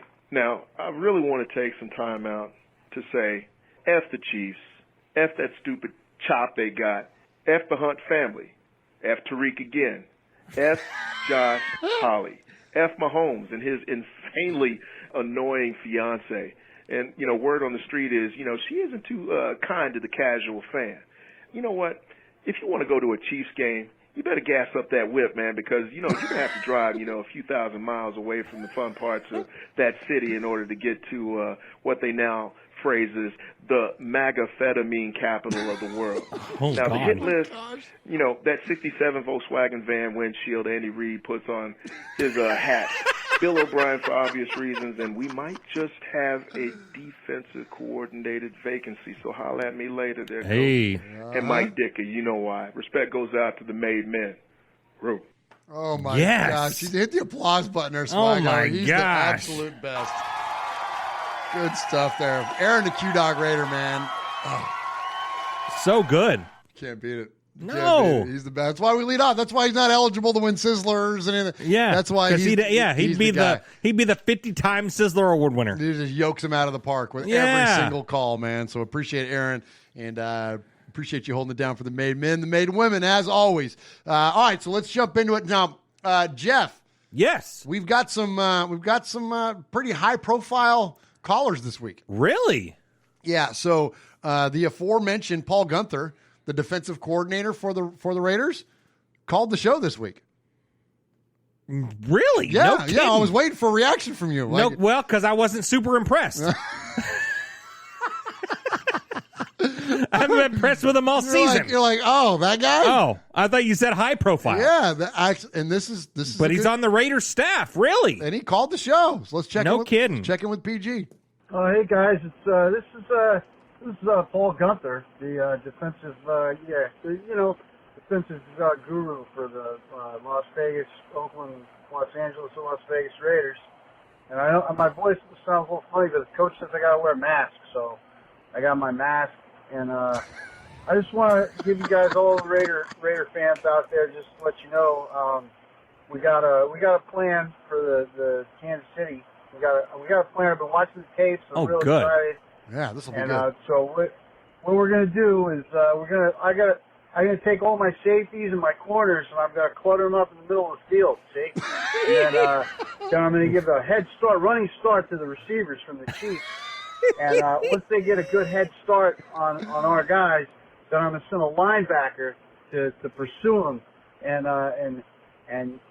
if he catches, try to make an arm tackle. That's the plan, and they're not going to see it coming. So, real excited about it, and we think we've got a real chance. So, anyway, just wanted to give you guys a little bit of reassurance and let you know that I'm doing my best, and I got my mask. He's doing his best. I'm doing my best, and I got my mask on. And I got my mask on. Perfect. Well, he might need to save that money because he might be the only coaching staff that didn't get a fine, but he's going to have to save that money. He had his mask off. Oh, he did? Yeah, in the game, so you may not have caught it. So the big stupid. So he's sitting there, and he's got his mask off, and they're showing him on camera, and whoever was sitting next to him, one of the other coaches goes, hey, you're on camera. And he put his freaking mask back on. Yeah. Oh, my God. But let me tell you why that is so genius, and that is our good friend Chuck Splatterhead McCann. That is amazing because if you go back and listen to any Paul Gunther press conferences, that wasn't Paul Gunther. No, that wasn't Paul Gunther. Oh, that was Chuck Splatterman. But I want to shout that out, not to rat him out, but like that is a genius impression. If you've ever heard Paul Gunther in a press conference, that's exactly what he sounds like. Exactly what he sounds like. That was so good, Chuck. So, anyways, appreciate that. Appreciate Coach Paul Gunther calling into the show. All right, crowd favorite around here. We got many. Well, yeah. One of them is iPatch. iPatch called before the game last week. Oh, okay. So this is the only call out of all the calls, but we got a bunch to get to. This is the only one that came in kind of under the wire, and we didn't have a chance to feature it on last episode because it came in like on Saturday or something. Anyways, okay. Let's check in with iPatch. Murph, what's going on? Hi, Patch calling in. What's going on, boys and girls? I was going to say, Murph, I hope you had a good time out there in Vegas. You do crazy things out there. I don't know if you're still single or maybe if you got married. A lot of chapels out that way. Well, hey, listen, iPatch. I went with Jeff, not Max, my boo, Max. Yeah. The original intent was to go with Max, which high possibility. You never know what could have happened. Yeah. But since it was Jeff, sorry, bro. I love you, but I asked him to go, but he said no. I ain't marrying you in Vegas. Yeah. So if you got married, congratulations. But anyway, I've been listening to a lot of, the old media going off on the Raiders this week, and God, the sky is falling now because we lost, and everybody's on our ass. I don't know what people expect. We're not going to go 15-1. It's not going to happen, people. It's a long season. We're going to have a lot of ups and a lot of downs. So if you can't take it, you don't want to ride on the ship. Like I said last year, put on the blindfold and walk the plank, because it's not going to be a smooth ride at all. Everybody wants to fire everybody, pick this player up, pick that player up. Masha's cousin, Rex Ryan, ain't walking through the door. So we're going to be with Gunther because, Gruden's loyal to him. He has never said a bad word about him. So we're probably going to have Gunther all season long, so get used to it. As far as the defense goes, I don't see Jesus Christ coming down and playing middle linebacker for us either. So just put your chin straps on and look forward to a Was that when he was at the University of Nazareth or something? Did he play defense? I didn't know.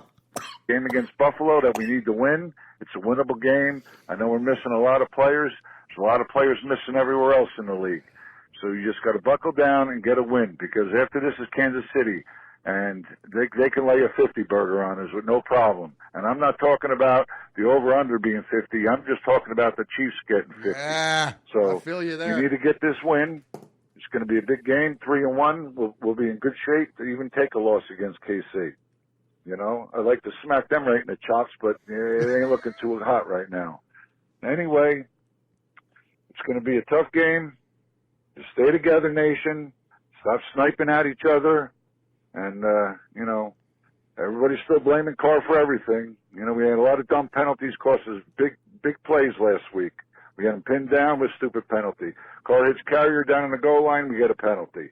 We shot ourselves in the foot. That was a winnable game. We lost. Deal with it, people. There's going to be more of them. Anyway, I hope everyone has a good week. Let's go Raiders. Stay together, people. Stay together. Ciao.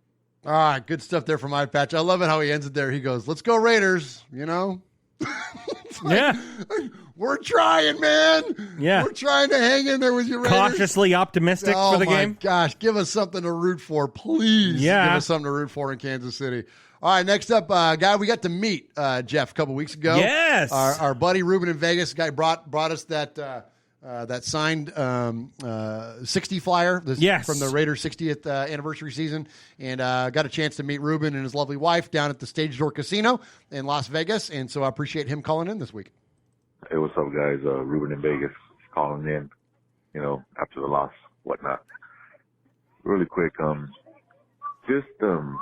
with Carr tying the snake with the 150 touchdown. Have you guys ever thought, a lot of people blame Carr and whatnot, but you guys ever have thought or, think that maybe Carr has hit his, ceiling as a quarterback?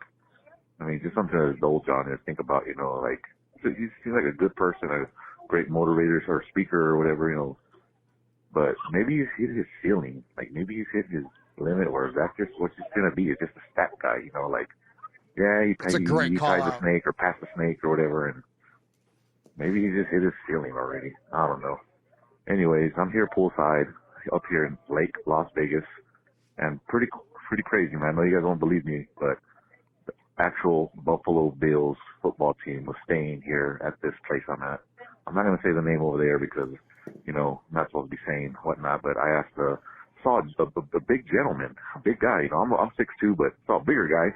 And he had a mask on, and it had a Buffalo Bills emblem on the corner. And I asked the valet, I'm like, "Hey, are the Buffalo Bills staying here by any chance?" And he just gave me a smirk with his mask on, which was the Eagles mask, by the way. and he couldn't deny it or confirm it. But after speaking of housekeeping, once the game started, the Buffalo Bills football team was staying here, and it's pretty crazy because where I'm at, it's very secluded. It's it's Las Vegas area, and it's actually called the Lake Las Vegas. And there's no casinos, there's no slots, there's no nothing. So it's away from the strip area, whatnot. But pretty crazy, Like I said, I saw a couple of guys walking around, and they weren't supposed to. But I just find they were very odd people, height-wise and size-wise. And like I said, they had a little Buffalo Bills logo on their masks. But pretty crazy, pretty tripping. Little staycation, as we call it here in Vegas. We don't go out and if we go out and stay out here, we call it a staycation. So they'll get away with the family. Sitting here poolside, Ruben in Vegas checking in. Wouldn't do the tire Raiders till I die. All right, good stuff there from our buddy Ruben in Vegas. That's interesting. Very interesting, and I think my big takeaway, and I want to hear from you, Jeff, is that I'm looking at it right now. It's a little bit, Lake Las Vegas is a little bit northeast of Henderson, Nevada, so that's about, for all intents and purposes, dead east of Las Vegas and the Strip and the Allegiant Stadium and all that stuff. So, and I bet that's where a lot of the opposing teams are going to stay. Those teams are probably going to want to keep their players away from the Strip. We're kind of hoping that was going to be an advantage for the Raiders this season, that a lot of the players and stuff, which I'm sure. Put them up at the Luxor and let them run loose. Go exactly. nuts. You know what I mean? Exactly. So, We'd rather see Josh Allen at the craps table at 3 a.m. on a Saturday. Right. You know what I'm saying? Yeah, exactly right. But. Exactly right. But yeah, I think that's probably what they're, when people are coming into Vegas, that's their game plan. That's their game plan. Get out. Get out. Absolutely. Yep. Yeah. Don't get involved in that stuff. That's good inside info there from our buddy Ruben in Vegas, man. Appreciate the call this week. All right, next up, Swaggo. Yeah. You know the city. Well, yeah, we do. You know the city. Raider Bethel Colony. Wasn't good to watch. The Raiders did fumble away. A lot of opportunities to come back to this game. And we lost by 7 points. This is not the end of the world. The Bills didn't beat us. We beat ourselves. We really did. The team really beat themselves. I feel like the two biggest momentum killers was the Foster Moreau penalty that got the Nelson Aguilar TD got called back, which, by the way, Nelson Aguilar, I'm so glad he's balling now. He's been one of the surprises of this team. And then the Darren Waller fumble, which I believe we were on the Buffalo 30-yard line, and just didn't do anything about that, and that fumble just killed everything. And then the Derek Carr fumble didn't help. But anyway, this week is a big week. I don't care how good the Chiefs are. Sorry, the Kansas City Jackasses. I don't care how good they are. I don't care if they won a Super Bowl. I don't care if they have Pat frickin' Kermit the Frog Mahomes. I hate those Kansas City Jacks. Come on. I hate them. Will the Raiders might lose? Maybe. Paul Gunther's defensive scheme is going to stop Pat Mahomes? Hell no. But I hate them so much. And please, Raiders, can you beat this team? I hate these Kansas City Jackasses. Ever since I started becoming a Raiders fan, this is the one team I'm like, I want them to beat them every year. Can't stand these guys. Anyway, as always, go Raiders and beat the damn Kansas City Jackasses. Amen. Come on, Beto. Let's go. Love that, man. Just let's go. One time, Jeff. One freaking time, man. Well, yeah. Hit it again. I had you muted there. Yeah, you had me muted. Yeah, hit it again. There we go. All right, here we go. Jeff, we love to get new callers to the show. Yeah, we do. It's always awesome to get new callers. Always to see new folks working towards that made man or made. But you know what's even better? What's that? When you tell us who you are. Yes. And so this occasion, we've got a great call from a new caller, but he didn't say his name. Yeah. But I know that he's from the 619 because I can see his area code. So maybe it's Rey Mysterio. You know what's so funny you just said that? Dude, I had something planned for you. I swear, at the end of this, I was going to say, Jeff, do you know where 619 is? Well, yeah. First off, it's where my mom lives, but... Right, which is where? San Diego. And I was going to say, there's one, not beside from being from California, but there's one very distinct reason that I know where 619... Booyaka, 619!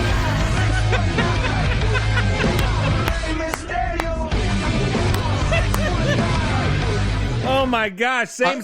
Yes, Oh my dude, gosh, same, dude. I love that. We're on the same page, I love bro. that. Absolutely. So I hope I don't get in trouble for playing that. It's either Don't sue me, WWE, for playing The two other people were Rey Mysterio and Mojo. Those are the two other people that live in San Diego. The two other people, absolutely. All right, here we go. Let's check in with our new friend, the caller from the 619. Hey, Raider Fan Radio. This is a really upset moment for me because it's like, at what moment do we just let Mariota play? Swag Jeff, I know you loving this right now. That effort that Derek Carr put out there on the field was absolutely horrible. He ain't throwing interceptions, but god dang it, he is fumbling. And I get it. He ain't got his starting left guard. He ain't got his starting right tackle. But the great ones, they step up in the pocket, they make the throw, they get downfield, they show some heart. They don't sit there and play patty cake with the damn football, and it's almost a freaking fumble. It's like he's giving the game away. I've seen way better play from Bruce Gradkowski, from freaking Terrell Pryor. All right, maybe not Terrell Pryor, but goodness gracious, can we please? And I'm not one of those Raider fans that was like, oh, we're going to win every game, because I've been a Raider fan for far too long, and I understand we're going to lose some games, and it's not going to be our fault. But these last two losses, it's been on our quarterback. I mean, yeah, we're competitive, but at the same time, it's like, dude, stop making these mistakes. Please. Please. It's not EA Sports. It's not Madden. And it's not the refs. It's the play on the field. And it ain't John Gruden. And I know a lot of people want to blame Paul Gunther, but the players got to get out there and play. Now I got to hurry up because I think I got like 54, 55 seconds left to keep on talking to you, because Google Voice is I can feel him breathing down my neck. So, you know, I want to thank y'all for listening. And I want to thank Mikey Raider for putting me on top of this show, because this show is amazing. Thank you. You know, I want to say it's almost as good as Raider Central, you know, old school Mikey Raider. But, you know, regardless, I'm a Raider fan. I drove past a Raider fan today. I yelled out Raiders. He put his fist up. So we still there. But I got to go, because we're real close, and he's coming. All right, bye. All right, good stuff there, man. Yeah, right on. So that's somebody that's heard our show plenty of times, man, because very aware of, you know, of Google Voice breathing down his neck, man. He got the three minute time limit. He nailed it. 2 minutes and 58 seconds, man. Great stuff there. Oh my gosh. So appreciate you. So call us back again. Tell us what your name is, and we will put you down as 2 calls towards becoming a made man here in Raiders Fan Radio. All right, so we talked just a second ago about Rey Mysterio, right? WWE legend. Jeff. Sir. What would you say if I told you we now had a phone call from a WWF legend? Oh. It's the Macho Man. Oh, yeah. Ooh, yeah. It's the Macho Man, Raider Savage. And I'm here for Kill Cheetahs 907 because he's a bit pissed off at our team right now, yeah. The Macho Man was watching the game, yeah. And he saw that the Raiders couldn't hang on to the ball. It was making Kill Cheetahs very angry, yeah. You'll get extremely angry.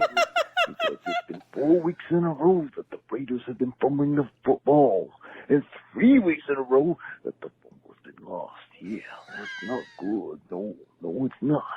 It's almost like we need to break into the players' houses, knock them out with chloroform, and inject them with the sweat glands, sick them. That's right, stick them into the glands, yeah. And maybe when they're sweating sick them, they'll be able to hold on to the ball, yeah. But at least old man Jason Witten got himself his first Raider touchdown, yeah. It was a masterpiece of a play, but the Macho Man wasn't happy. No, he wasn't. Because the Macho Man Raider Savage saw an offensive pass interference play, yeah, offensive pass interference. Ooh, yeah, he saw it. Because while Jason Witten was running his route, he dropped his old man cane and tripped up the defensive back enough for him to get open. Yeah, maybe Jason Witten needs to use a walker next time. Yeah, the loss means nothing. Yeah, it means nothing. Nothing but a cup of coffee. Yeah, the Macho Man Raider Savage built the disturbance of the force. Yeah, as if hundreds of thousands of tables cried out in pain and suddenly were silenced. Yeah. But it's only 2 losses. Yeah, and Raider Nation needs to move on to bigger things. Yeah, bigger things such as taking on the Hulk Hogan of the AFC, the Kansas City Chiefs. We got a date with destiny. Yeah, and vengeance is ours. Nation. Yeah, it's time to be the rivals that we are by outcoaching the big red Michelin man and knocking some sense into that punchable face that the Kermit the Frog quarterback has. Because it's time, Raider Nation. We are the tower of power, too sweet to be sour, funky like a monkey, skies unlimited. Ooh, yeah. Oh my gosh, hit the button for him. Oh my gosh. That was amazing. Oh my That was so good. Great job there, Kill. I'm guessing that's not the Macho Man Raider Savage. Coming to us from the ethereal plane. That is that is one Kill Jadis 907. Oh my gosh. Great job, dude. That was an amazing call. Awesome stuff. All right, so hey, we got some, as the kids say, Jeff, doozies this week. Oh yeah. Oh man. So I love it. We love the calls that are creative most. Like I love your hot takes. Yes. But we love it when you're creative, your impressions, of course, and when people sing. And no one sings. I know who this call is. Well, of course you do. Who is it, Jeff? Because it's not me. So it's Houston Raiders Steve. It sure is. Murph, Mosh, Swag, Jeff, the men and women made men of Raider fan radio listeners. Boy, it sounded like the MASH unit. Da da da da da da da da da da da. Anyway, after that, let's hold on, and let's keep a running theme here. So he just hummed an instrumental, not sitcom, but television show theme song. Yeah. Okay, so that's genre 1. Okay. All right. Game in Buffalo, you got to think of that song by Donna Reed in the movie It's a Wonderful Life. Buffalo gals, won't you come out tonight? Come out tonight. Come out tonight. Buffalo gals, won't you come out tonight? By the light of the silvery moon. Okay, so anyway, classic cinema. Sure did. Donna Reed. Did. I was in It's a Wonderful Life. That was one of the first plays that I did with Uncle Mosh. That's exactly right. So genre number 2 checked off. Anyway, MASH unit, it's boy, this team with hearts and prayers go out to our Lowell Hurst and everything dealing with COVID. Yes. And I hope he gets through it quickly, speedy recovery. And the Raiders are looking like, man, I don't know how it looks up in Kansas City and everything. It doesn't look very good with patchwork because all the teams didn't have, obviously, preseason games. I wish them the best. And all I can say is, Kansas City, here I come. Place, the ladies I'm waiting on. Something like that. Anyway. So he went... I believe that song's from the 50s. I'm going to Kansas City, here I come, right? So that's like 50. Is that like Chubby Checker? Not Chubby Checker, but like Fats Domino or something like that. It's gotta be. So genre number 3. The first guy to ever go triple genre with his singing on this show. I love it. Love it, Houston Raiders, Steve. Anyway, that Kansas City song, everybody knows that one. But anyway, go Raiders. We're back, baby. It's going to be a struggle. If we can just get through this game against Kansas City. Then we have the bye week. Then, of course, we got the Tampa Bay, and then it gets a little bit easier. I'm concerned. Buffalo's a strong team, 4-0. Go Raiders. Awesome job, Houston Raiders. Steve, man, you crushed it. That's amazing. He's the best, man. I love that. Whoever.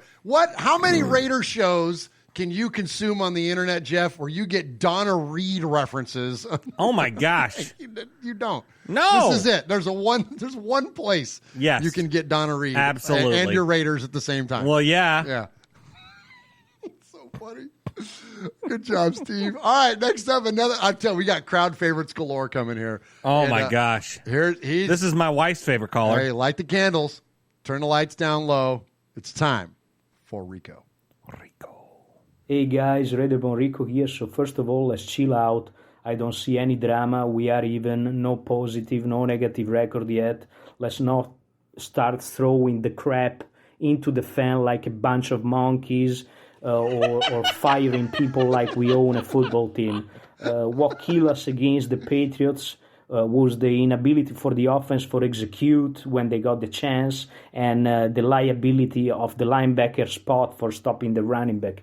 Quick wasn't there, still no Tanner Muse. Littleton is slowly becoming a Bruce Irvin type of player. And what killed us against the Bills, I mean, the secondary, we need respectable pedigree veterans back there. Then the absence of Incognito is starting to penalize us. He's a great leader. We need him. He's a great player. And then the offensive calls. I mean, Chucky, don't get me wrong, I love him for that, because he's a human being. He's a down-to-the-earth man that right now is questioning himself. Should I play old school? Should I play new school? Well, in that game, John, you should play old school. I mean, 3rd and 1, 4th and 1, whatever it was, a couple of plays like that. I can't recall it exactly now, but they were looking like an option type of running, like you're running with the quarterback, which everybody know that you're not going to run with the quarterback. I don't really get this type of run on 3rd and 1 when you have a fullback and you just pound the fullback. You pound the whole offensive line, pound the fullback, and go for the down. That's elementary football, old school football. You should play like that. But anyway, all this liability, all this problem, I think they are possible to fix. One positive thing is about the defense. I mean, we got good ability, and it is the ability of containing the quarterback. When Cam Newton went in Miami, he passed for 155 yards and rushed for 75. Against Seattle's 397 and 47 rushing yards. Now he hit his lowest against Las Vegas with 162 passing yard and 27 rushing. Now, Josh Allen, which looks like he's the new dearest of the NFL, against the Jets, he passed for 312, rushed for 57. At Miami, 415, 19 rush. Against the Rams, which they have a pretty good defense, 311 passing yards and 8 rushing yards. And he hit his lowest at Las Vegas, again, 288 passing yard and -1 rushing yard. So if we're able to contain the quarterback and fix the problems we have, I think the only other things we have to do is not having our fingers covered in butter. Yes, no butterfingers, please. Uncle Mosh, I'm not talking about the candy bar. So if we keep the ball in our hand, we're going to be able also to go in Kansas City and beat the freaking Froggy Mahomes and all his bunch. I mean, and for all of you that are going to watch at that game and they're going to think we're going to lose, well, there's no problem. You got the right to think it, but that if we lose, let's just not be mad and not be surprised of the result. So with all this say, I love you, and I'm out. Oh, my gosh. He's the best. I love it. He is the best. Shout it out. Don't worry, Uncle Mosh. I'm not talking about the candy bars. QB Jeff says he needs a cigarette. I tell you, when you hear us laughing a lot of times, when especially during any of the calls, but like during Rico's calls, it's the chat. It's the chat. We're not laughing at necessarily Rico's got some awesome football takes. Like, oh my gosh, I love his takes, and so we're not laughing at his takes. We're laughing because the chat room, from all the comments in there, and this is why if you're not in the chat room during a live episode, of I need to have a drink with Rico. Wouldn't you love? I'd love to have a beer with that guy. Just hang out and just chop it up about the Raiders, man. Absolutely, Rico. If you're ever in the States, let us know. Like if you ever come into town for a Raider game or whatever, we would love to meet up with you, man. So so speaking of the chat, Swaggo, before we get to the last call, who's in there tonight? Yeah, so we got Killed Jadis, Pirate 1975, Raider born Rico, Greg Lira, Who else we got in here? Aaron the Q-Dog Raider, Freddie Chavez, QB Jeff, Lorenzo Quirez, Ron the Mater Raider, Pirate 1975, Michelle Sweat. Who else we got in there? I saw Adam Hill in there. Coach Davis was in there. Was Adam Hill? Did I? It's hard for me to see the chat as we're going through the show. Yeah, I can catch it out of the corner of my eye every once in a while. But did I see Adam Hill say something about he was the caller in 619? Oh, I don't know. Is that what he said? Adam Hill. If that was you, Adam, if you're in there, let us know if that was you, brother. If that was you, so we can give you credit for that, and then call us 2 more times. Well, and you become a main man. John Q's in there, J. Pat, Raider J, Running Bear's in there. Running Bear, yeah, nice. Raider Vic. We've got everyone in here. Right on, man. Good. Got to go. Oh, there's Adam Hill says yes. All right, so there's Adam Hill. So that's one call towards being a made man. Adam Hill. Adam Hill, give us a call again, buddy. And not Rey Mysterio. Not Rey Mysterio. It's not Rey Mysterio. It's cooler because it's Adam Hill. Because it's Adam Hill. It's your best friend. Well, yeah. Well, yes. One of. Well, you got a long list of best friends. Yeah, I got a long. Yeah, I got a lot of best friends. It's like me. Well, yeah, you're one. Mosh. Yeah. Michelle. Yeah. Max. And Adam Hill. Yeah. And Marcus Mariota, of course. But well, he doesn't and know Marcus it. Mariota. But he doesn't know it. And my wife. Well, she's more than just your best friend, though. Well, we're in the best friend zone. You're in the friend. She's in a you guys are in the friend zone. She's in a whole different realm. Yeah. No, I feel you. Shout out Chris, by the way. Oh my gosh, shout out Chris. All right, I love you. Aw. All right, next up, let's get to our last caller of the night, Miguel Ruiz. This is his second call. One more time, Miguel, and you can become a made man here at Raiders Fan Radio. What's up, Raider Nation? What's up, chat? Made men. This is Miguel Ruiz coming from Bakersfield, California. That was a pretty disappointing loss that we saw in the first thing that Coach Gruden comes out and says. He was proud of his guys for the game that they played. Well, I wasn't too proud of it, and I really didn't like it. I didn't see any adjustments. I didn't see any sense of urgency. And I really hope that we go up to play Kansas City, that we do play with a sense of urgency and there is no play calling that's, doesn't look like they're trying to win, because let me tell you what, Kansas City, they're going to be firing on all cylinders. And I hope to see some improvements. I hope this call finds everybody in good health and you're all wearing your masks. And hope y'all have a good week. Just win, baby. Peace out. All right, good stuff there from Miguel man. Ruiz, One more call, bro. One more, man, and you'll become the next made man. He's on the short list. Well, yeah. There's only a couple. Tell your wife to call so we can play the Made Woman music again. Oh, there we go. You love that. Love it because I did it. And we don't have anybody on the short list of made women right now. No. We because we need to replay the episode where Michelle Sweat got made. So we have so I can hear it again. And we have 2. We have Haley, and then Michelle. That's it. We're the next 2. So if you listen to the show with your, we need to get caller Greg's wife to call in. Jen, absolutely. We need to get her to call in so she can become a made woman. Well, if we get time. You know what? Hey, you know what? I'm going to tell you what. We're going to make time for her. You know what it'd be? Now that is funny. That would be epic. That would be funny. Greg, have Jennifer call the show 3 times so and she can become a new made woman, and then we'll get to you when we have time. And we'll get to, Well, that same night, we might make you if there's time. Yes. If there's time. Yeah. All right. So now, speaking of that, Jeff, speaking of the callers tonight, okay. Whether it's calls or emails, we award the Sizzler Award to the best email or phone call throughout the course of the week. Yes. And that always goes to Uncle Mosh, and in his absence, it goes to Swag Jeff. Swag, yeah, it does. Swag, who's the best tonight? So, Daniel Mangus, who lobbied for a Sizzler. Yes, he did.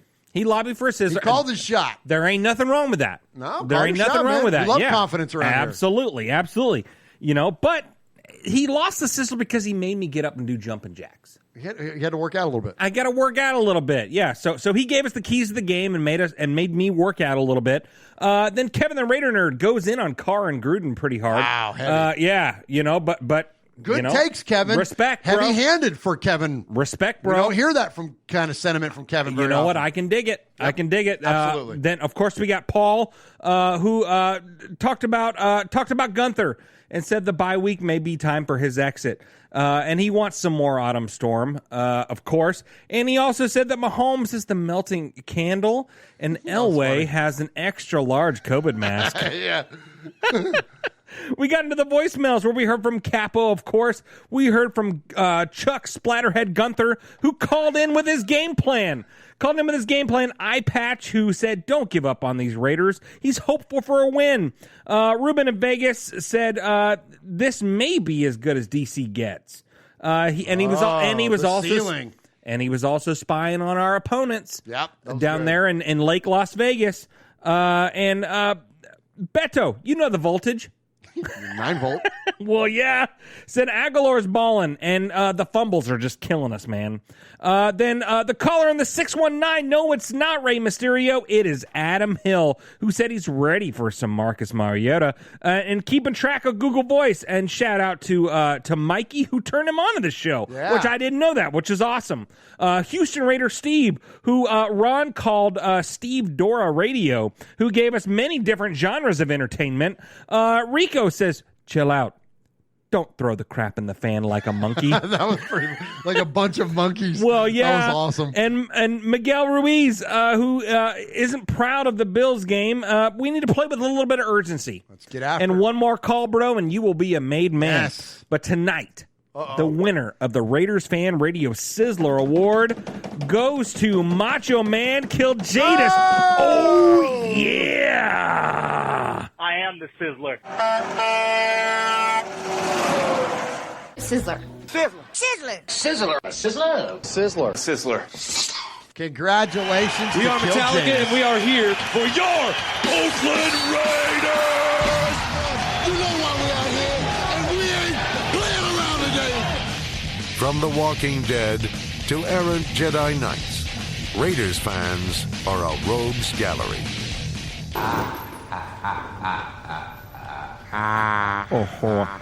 Aguilar. Catching touchdown passes in the back of the end zone. Aguilar. How about Aguilar catching everything? Oh, my gosh. He's been playing great. The dude's got a touchdown in every freaking game this season. No drop passes. Okay. Like the thing that plagued him that got him, run out of Philly. I ain't seen him drop a pass yet. I hope we didn't just jinx him. But looking good, Aguilar, holding it down for the wide receivers while bro. we're down our. He's the only Raider holding on to the ball. I know, right? Yeah. Oh my gosh. How about that? Anyway, so appreciate you, Raider Nation. Appreciate you joining us here for this episode of Raiders Fan Radio, episode number 179. You can jump in and join us anytime you like in the chat each and every Wednesday night at 7 o'clock or around thereof Eastern. That is at youtube.com/Murph's Fan Cave, or you can find us on any podcast service by just searching Murph's Fan Cave, MURFS Fan Cave. And last but not least, if you got any extra money, when it comes time to the giving season, give to the One Nation Foundation. You can find us at onenationfoundation.net. Thank you for all of your support. Thank you, Swag Jeff, for being here tonight, man. Well, yeah. This is a lot of fun. Take us home. Yeah, well, and if you don't want to donate to One Nation Foundation, go to RaidersFanRadio.com/gear and go to Fanatics like I do about every freaking day. And a portion of that will go to the One Nation Foundation. Yes. Absolutely. Thank you, everyone that's in the chat. Tyrone Graves, my BFF for life, Michelle Sweat, Aaron the Q-Dog Raider, Running Bear, Kill Jadis, the Sizzler Award winner tonight, Raider Born Rico, Pirate 1975. Who else we got in there? We've got Raider Born Rico, Freddie Chavez. We've got everyone. Adam Hill. We have the whole crew in here. Thank you guys for joining us for another episode of Raiders Fan Radio, where we take a lighter side journey into the dark side. And don't forget, boys and girls, on behalf of Murph, Uncle Mosh, and Swag Jeff, what happens in Vegas, it started in Oakland.